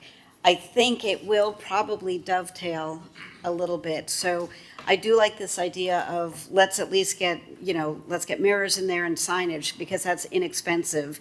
I'm not even sure, I was just up there looking at some parking issues. I'm not even sure that we need to repave at this point, but if we can at least make it, put. There's a lot of potholes. Okay, so Yeah. let's maybe take a quick look up there and see what we can do in-house with our sort of repairing tools that are in our toolkit and buying a handful of mirrors and getting those installed as we go down the path And the of- intersections. At the intersections. Striping intersections. Yeah, and taking the paths, the signs that we've used on the beach walk and, putting that up there as well to make sure people are looking left and right. And, we can have a conversation about that. At the same time, going forward with the feasibility study for the bicycle boulevard in conjunction with what Savino Miller will look at holistically with the park. I think that it has to be one big conversation. But I do like this idea of doing some quick Short term. fixes. Yeah, that won't be expensive and will make it much more useful. in It's the kind of interim. like what we're doing with Alton Court. With Alton Court, we put aside funding to repave Alton Court, and Matthew, you were a part of that discussion, to repave Alton Court and seeing how can we make the intersections safer, which I hope, are we doing, well, I don't want to mix one topic with the other, but it's kind of like the same idea. The infrastructure's there, at least, low-hanging fruit that we can do to make it Yep. safer. So we will, we're overdue for a micro-mobility task force meeting anyhow, so let's try and get one in before the end of the month, before people go on vacation, and let's talk about what we need to do and how we can get it done sooner rather than later. Would you like to make a motion for the short-term improvements of the court? Does that even need to happen legislatively, or can we just do it through administration? Depends how much it costs, I guess. I'm not sure. It will take various departments to do this in-house review, because it would need to be a comprehensive review that would look at drainage, lighting, conflict points, the condition of the pavement. So I'm thinking Public Works, I'm thinking. Right, but can we pull that together as sort of an administrative task force, or do we need it to be convened legislatively? I think we need to just do it as a task force, right? I'm happy to make a motion supporting the concept of doing these short-term improvements, delegating to you, Commissioner Bob, for you to, this is your item, to work with the administration on this. And in the event that you need to take this to commission, because it rises to that threshold, I'm happy for the committee to give you a motion, supporting this concept. That would be great. Thank you. So that, because I do think these are low-hanging fruits, improvements that we can do to make things safer so that people don't rely on going on Collins Avenue and being with the traffic there. And also just help beautify the area a little bit more. I'm happy to make that motion. And I'll second that. And members of the public wishing to speak, Matthew? Welcome, you have 2 minutes to speak. Thank you. Good afternoon. My name is Matthew Goltanoff. And while I understand the intent behind using alleys as bicycle routes, generally I'm opposed to the idea because the greatest danger is not riding within the alley, it's crossing the street at every block. Alleys often have limited visibility because of buildings, fences, parked cars and trucks, dumpsters, and service vehicles. The cyclist can emerge from the roadway from a location where drivers are not expecting a bicycle crossing. In a grid system, that conflict is repeated block after block. Other cities have raised the same concerns. West Hollywood studied alley bikeways and ultimately found that blind crossings, turning vehicles, poor visibility, service activity made the concept unsafe and impractical. Their staff concluded that making crossings safer would require major improvements such as parking removal, raised intersections, curb extensions, high visibility markings, lightings, and parking removal. I think I said that twice. Hagerstown, Maryland also documented pedestrian and bicycle crashes near alley crossings and recommended similar costly upgrades for the plan to be safe and feasible.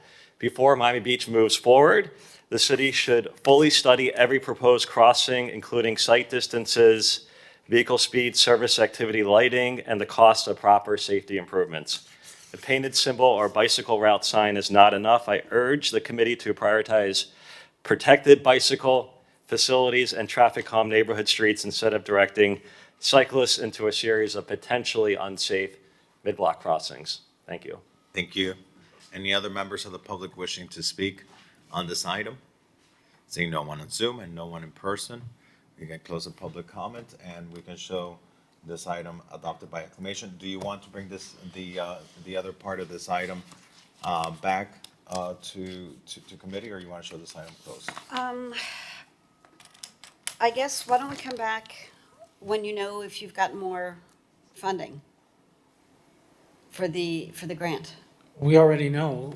No, you said you were going to ask if we can get additional funds. Additional funds. Yeah, and maybe Ask- give us an update whenever that is. Okay. By when would you anticipate I think it? by September. September? Okay, so we'll try to get this on the September agenda. And since we're all together, are there any items that you as committee members want to ensure that we do get placed on the September agenda? And as you'll see, I try to, not put more than a certain amount of items because I don't want the public to think that an item is going to be heard and yet we can't reach it. But if there's anything in specific that you want to prioritize to make sure it makes it on the next agenda? So Commissioner Matos Salinas wants item number 18 based on the agenda. Can I get back to you? Do I Yeah, have to- that's fine. If we could just let Stephanie know so that I can prioritize the item. I think generally, today we were able to get through 15 items. So generally, we get through about 12 to 15 items. So I try to be mindful of that. Times when items aren't placed on the agenda is because of that. But yes, just try to get to Stephanie. What do you like for September? I would like to say, Number 58. Commissioner Matos Salinas wants item number 58 on the agenda. and item number 26, and then I'll get back to you with. Item number 26. Okay. All right. And any other items that you want to prioritize, feel free to just connect with Stephanie. It's all of our committee, so for as long as we have the committees, I'm happy to prioritize their items. All right, guys. Thank you so much. Thank you to everyone who participated. Have a good day.